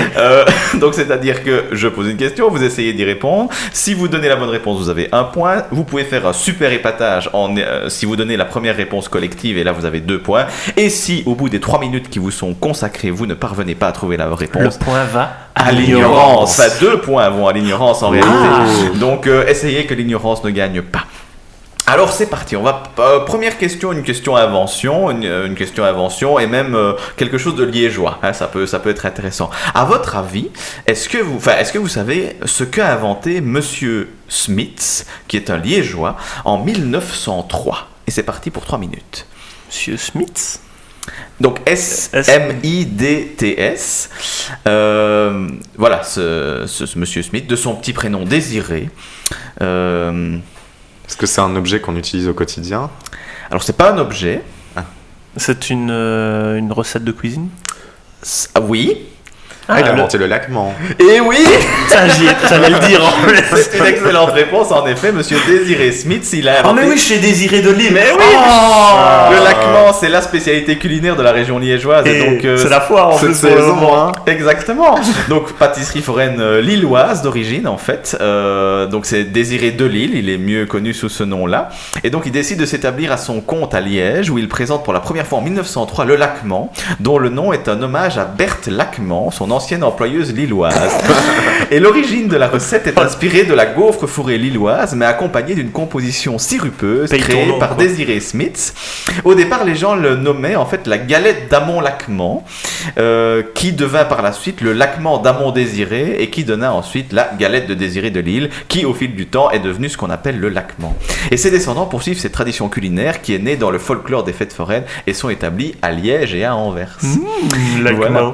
Premier point pour Abaddon. Question suivante, question historique. En 1943, une mystérieuse épidémie nommée le syndrome K s'est déclarée à Rome. Mais qu'avait-elle de particulier, cette mystérieuse épidémie? Rome, c'est pour Abaddon. Oui, mais c'est un peu trop contemporain pour moi. 1943. Est-ce que c'était pas une maladie qui a ressurgi et qu'on avait... Non. Non. Elle avait vraiment quelque chose de très très particulier. C'était c'est une mystérieuse épidémie, donc le Est-ce syndrome que c'est K. une grippe, une peste, Non, c'est quelque chose de très contagieux, certes. un rhume? Non.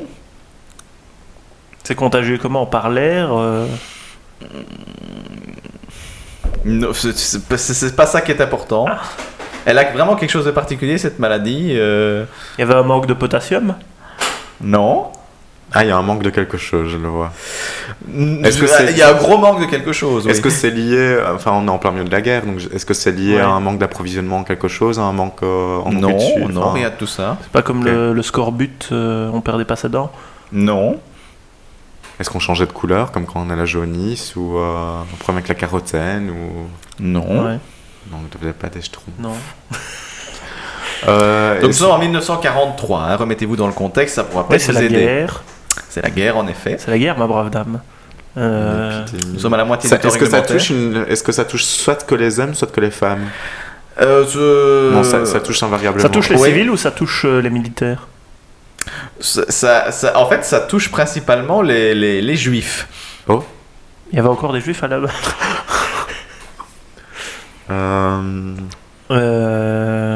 Mais ils n'ont plus rien, donc ils n'ont plus rien à manger. Donc non. Pas en rapport avec la nourriture. Ça n'a pas un rapport avec la nourriture, non. Je vous C'est demande d'essayer les conditions de d'hygiène. savoir pourquoi est-ce qu'elle était particulière, cette Parce cette qu'elle ne touchait épidémie. que les juifs. Pas que les Est-ce que juifs. c'est un mal physique ou est-ce que ça peut être un mal mental? Une épidémie de... Non, aucun des deux. Ouais. Il reste 1 minute. C'est compliqué ça. Que les juifs. Quand je vais vous donner la bonne réponse, vous allez faire « Ah, mais oui, attention, l'ignorance est en train de rigoler, je l'entends. Une épidémie de... C'est à cause du jaune sur les étoiles. Non. » Non. Une Elle épidémie avait une utilité particulière, cette maladie. Hein. Ah, c'est pour ne pas se faire déporter. C'était une maladie imaginaire pour ne pas se faire déporter. Eh oui. Ouf, t'as eu de la chance. Oui, il restait 30 secondes. En effet, c'est très contagieux. Cette maladie était en fait fictive. Il s'agissait d'un leurre imaginé par le docteur Borromeo afin d'éviter les perquisitions dans l'hôpital Fratelli par les nazis. Et donc, il était bon ce docteur. de nombreux juifs se réfugièrent dans l'hôpital afin d'échapper à la déportation. Et les nazis n'eurent pas le courage de perquisitionner l'hôpital par crainte de contamination. Et C'est oui. génial. Alors, un partout. Question suivante. Il reste 3 questions. Ah. Que s'est-il passé de totalement inédit en Antarctique en 2014? Donc, en Antarctique en 2014, s'est passé un truc qui n'était encore jamais arrivé auparavant, mais donc... Un tremblement Quoi? de terre. Non. Antarctique, on part dans les territoires glacés et tout ça. Ils ont ressorti une carotte de glace et ils ont trouvé quelque chose. Non. C'est un phénomène climatique? Non. C'est un phénomène géologique? Non. C'est un phénomène humain. Il y a quelqu'un qui est C'est né. humain. Il y a quelqu'un qui est né. Il y a un petit gamin, un petit bébé qui est né. C'était une bonne idée, mais non. Quelqu'un y est mort? Bah non, il y a non. Non. C'est Non. dur. C'est dur. Mais c'est humain, ce n'est pas géologique. Ah, il y a ce un n'est pas- mariage. Il y a eu un mariage. Non, mais... voilà, on Il y s'approche. a eu un divorce. Non. Quelqu'un s'y est domicilié. Non. Une maison y a été construite. Non, il y a des... Bah, il y a des habitants Ah, sur il y a des l'Antarctique. habitants, Ou bien il y a quelqu'un qui a acheté un bout de terrain pour y vivre. Non.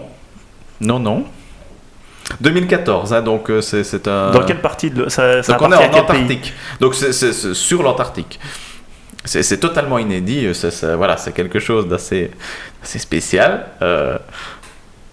Et C'est nous sommes humain. à la moitié du temps réglementaire bientôt. C'est humain, donc il y a une comment? Quelqu'un qui a commencé à forer illégalement ou il y a des braconniers? Non, c'est pas une recherche de quelque chose. Il y a des braconniers. Non, c'est pas la destruction. C'est non. quelque chose qui a été construit. Construit, non. Quelque chose qui a été célébré. Oh oui, Il y a une plutôt. fête qui a été célébrée. Pas une fête, non. Bon, se célébrer, c'est un grand mot. Un mais- enterrement alors. Non.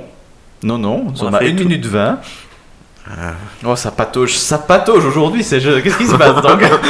Je suis sûr que les auditeurs qui nous écoutent ont trouvé la réponse. En Antarctique.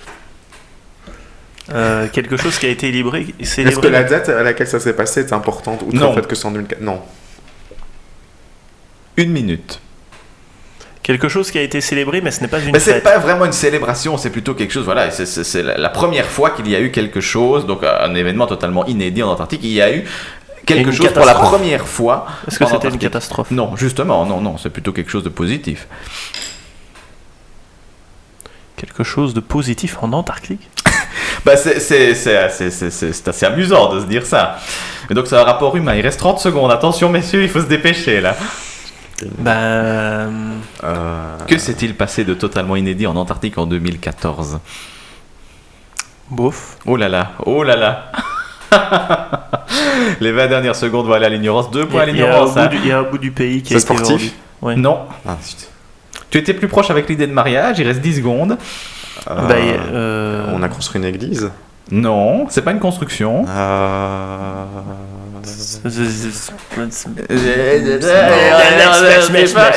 temps est écoulé, mes yeux. Un point pour l'ignorance. 2 points pour l'ignorance. 2 points? Pourquoi 2 points? Ah bah parce que c'est la règle. C'est une double ignorance, là vous êtes 2, désolé. Mais en 2014, eh bien, ce qui s'est passé en Antarctique, c'est que Tinder a eu son premier match. C'est pas vrai, sérieux. Vous auriez pu le trouver, ça, on était proche avec le mariage. Hein, bon. Allez, ignorance à 2 points, vous en avez un chacun. Il vous reste 2 questions, vous avez intérêt à vous rattraper. On sera jamais qu'à égalité avec. Au mieux. Il faut que nous deux fassions. Alors, on va voir si au niveau gastronomie vous êtes au top. En fait, je ne sais pas si vous voyez les petits lus. Vous avez toujours vu ça. Ça cache bien des secrets. Ça pourrait être bien utile si un jour vous échouez sur une île déserte. À votre avis, qu'ont-ils de si particulier? Bien, parce que les bords, je pense qu'il y a 52 bords, rebords sur le petit lu, et c'est la 52 semaines de l'année. Et alors, il y a les poids aussi. C'est pas les 4 saisons, mais c'est les quadrimestres ou quelque chose comme ça, je ne sais plus, c'est en rapport avec. C'est un calendrier. C'est un calendrier. Eh bien, Max, tu es épatant, en effet, c'est un super épatage. En effet, c'est un calendrier, mais je peux même dire que c'est un calendrier breton, puisque les 52 dents représentent les semaines de l'année, comme tu viens de le dire, les 4 coins représentent les saisons. Ce biscuit mesure 7 cm. Vous pourriez vérifier en référence aux 7 jours de la semaine, et les 24 petits points s'identifient aux 24 heures de la journée. Donc, et notez que les boîtes contiennent également 24 biscuits comme les 24 heures dans une journée, donc vous pouvez en manger un par heure. Et il fallait un breton pour nous l'expliquer. Mais en fait, en créant le biscuit, c'est Louis Lefebvre Utile qui voulait transformer le petit beurre en allégorie du temps. Là, c'est beau. Ah oui, c'est beau. Bon, Max, là, tu fais une envolée fulgurante. Voilà. Donc, 3 points pour toi, 1 pour Abaddon et 2 pour l'ignorance. Attention, là, c'est la dernière question. Ah, tu peux encore gagner, Abaddon. Enfin, en tout cas, égaliser. Oui, c'est impossible. Attention, on est parti. Question n'aura pas gagné. Sur Singapour. Singapour, ça va, je sais pas, ça peut vous intéresser. C'est pour Abaddon. Il existe à Singapour un distributeur automatique assez particulier. Mais un distributeur automatique de quoi, en fait? De choses assez amusantes. Enfin, de particulier. De sextoy. Des patents. Non, ça n'a rien à voir avec le sexe, tout de suite. Écoute, Singapour, moi je ne sais pas. Abaddon, n'es-tu pas allé à Singapour? Non, pas là-bas. Si je rentrais à Singapour. Attention, Max, si vous ne trouvez pas la bonne réponse, l'ignorance a gagné, vous allez devoir faire un truc ridicule. Ça distribue de quoi manger? Non. Ça distribue des masques? Non. Des jouets? Non. Des iPhones? Non. Pour recharger ces iPhones? Non. Est-ce que ça a un rapport avec la technologie? Technologie. Non. Ça a un rapport avec la pollution? Direct. Mais... Est-ce que ça distribue de l'air frais? Non. Non. C'est quelque chose qui existe, c'est un objet. Il n'y a pas de boisson. C'est un objet inanimé. Ça ne distribue pas des chatons. Non, heureusement. Non, ils ne sont pas à ce point-là. Non, y a pas, ce n'est pas vivant. Ce n'est pas vivant. C'est un objet de la vie quotidienne qu'on utilise tous les jours. Du PQ? Oui, que certaines personnes plutôt aisées utilisent. Plutôt aisées. Oh. Il reste 1 minute 40. De l'essence? Pas de l'essence, non. Du diesel, du gasoil? Non. Du gaz? Non, mais on n'est pas loin. Quoi? Du LPG? J'en sais rien, moi. Non. Quelque chose pour faire fonctionner la voiture? Pas pour faire fonctionner la voiture. De l'électricité? Mais non, mais... Des clés de voiture? Des voitures? Oui, des voitures. Max, oui. Des voitures de luxe. Des voitures de luxe. Sérieux? Donc il existe des distributeurs automatiques de voitures de luxe pouvant contenir jusqu'à 60 véhicules stockés en hauteur sur un immeuble de 15 étages. Mais non. Ça ne m'étonne tellement On pas. peut y commander en quelques clics une Bentley, une Ferrari, une Porsche, une Lamborghini, etc. Et la livraison de la nouvelle voiture sans intervention humaine se fait en 2 minutes maximum. Ils peuvent pas. Eh bien si, à Singapour, ils l'ont fait. Oh non. Et donc Max, tu gagnes ce 4e point qui fait que tu es à nouveau Mister Épatant pour la 4e fois. Et Lord Épatant. Ah oui, et donc tu gardes ton titre de Lord Épatant sans problème. Une petite sensation après cette victoire. Je voudrais remercier ma maman dont on n'a pas encore parlé aujourd'hui. On la salue très salut. chaleureusement d'ailleurs. Donc voilà, félicitations Max, et vous aussi épatez vos amis avec ces histoires de petits lus, de laquements, de distributeurs automatiques de voitures, de Tinder, et aussi de l'épidémie du syndrome K à Rome pour sauver. En tout cas, avec cette histoire de Tinder en Antarctique, ils ont su briser la glace. Oh, c'est sur ce bon mot que nous allons terminer. Toi aussi épate tes amis. Voilà, merci.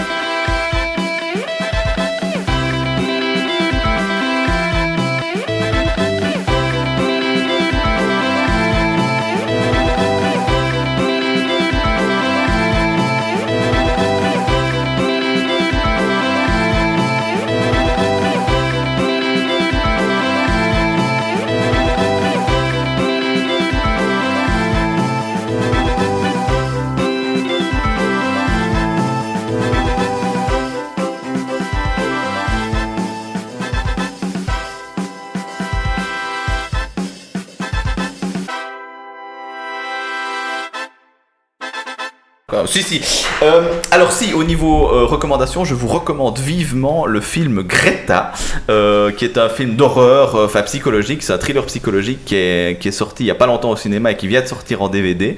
C'est avec Isabelle Huppert qui est dans une forme incroyable. Son jeu d'acteur est fantastique et je vous suggère vraiment d'aller voir ce film, enfin en tout cas, ou de commander le DVD ou de le regarder sur une plateforme de téléchargement légale évidemment. C'est un film vraiment Huppert. Voilà. Il est Huppert. Abaddon, est-ce que tu as quelque chose à recommander bien, pendant que Francesco range ses affaires et nous abandonne traîtreusement? Exactement. Nous t'aimons, Francesco.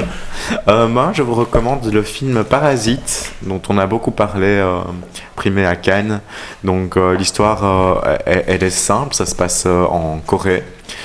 C'est une famille pauvre qui essaye de trouver de l'argent comme elle peut. Et le fils est engagé comme professeur d'anglais dans une famille riche. Et petit à petit, tous les membres de la famille vont être engagés à différents postes. Donc la sœur va être engagée comme professeur d'art plastique pour le petit garçon neurasthénique et dingue. Le père va devenir le conducteur de la limousine de l'autre père très très riche.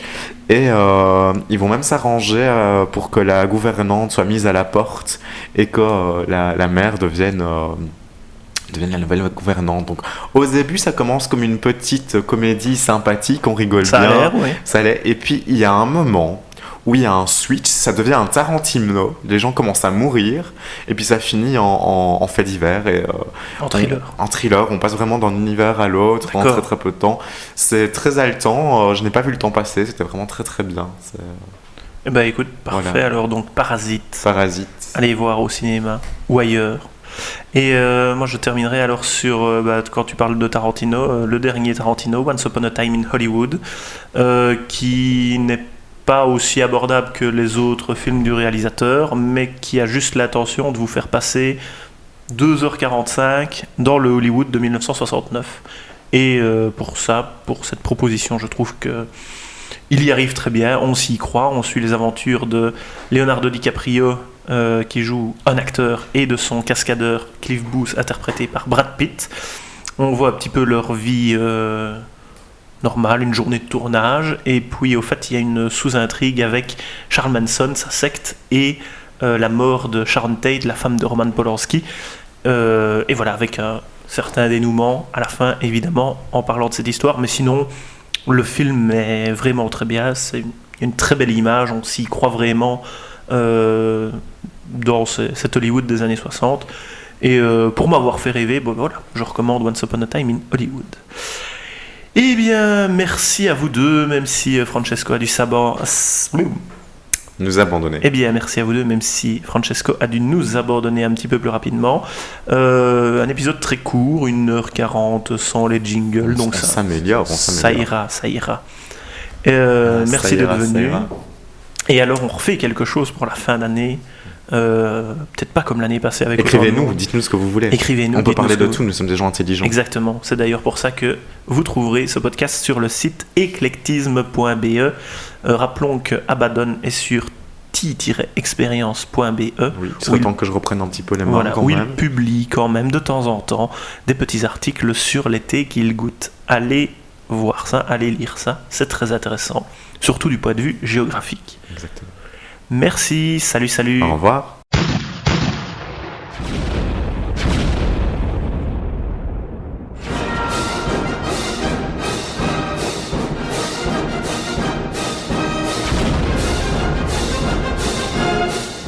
Il y a un peu quelque chose. Quelque chose.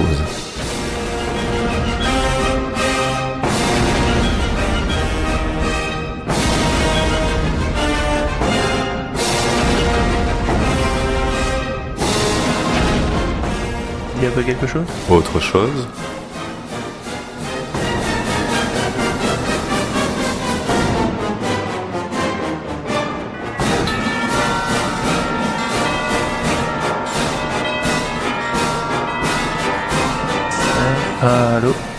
Allô, ok.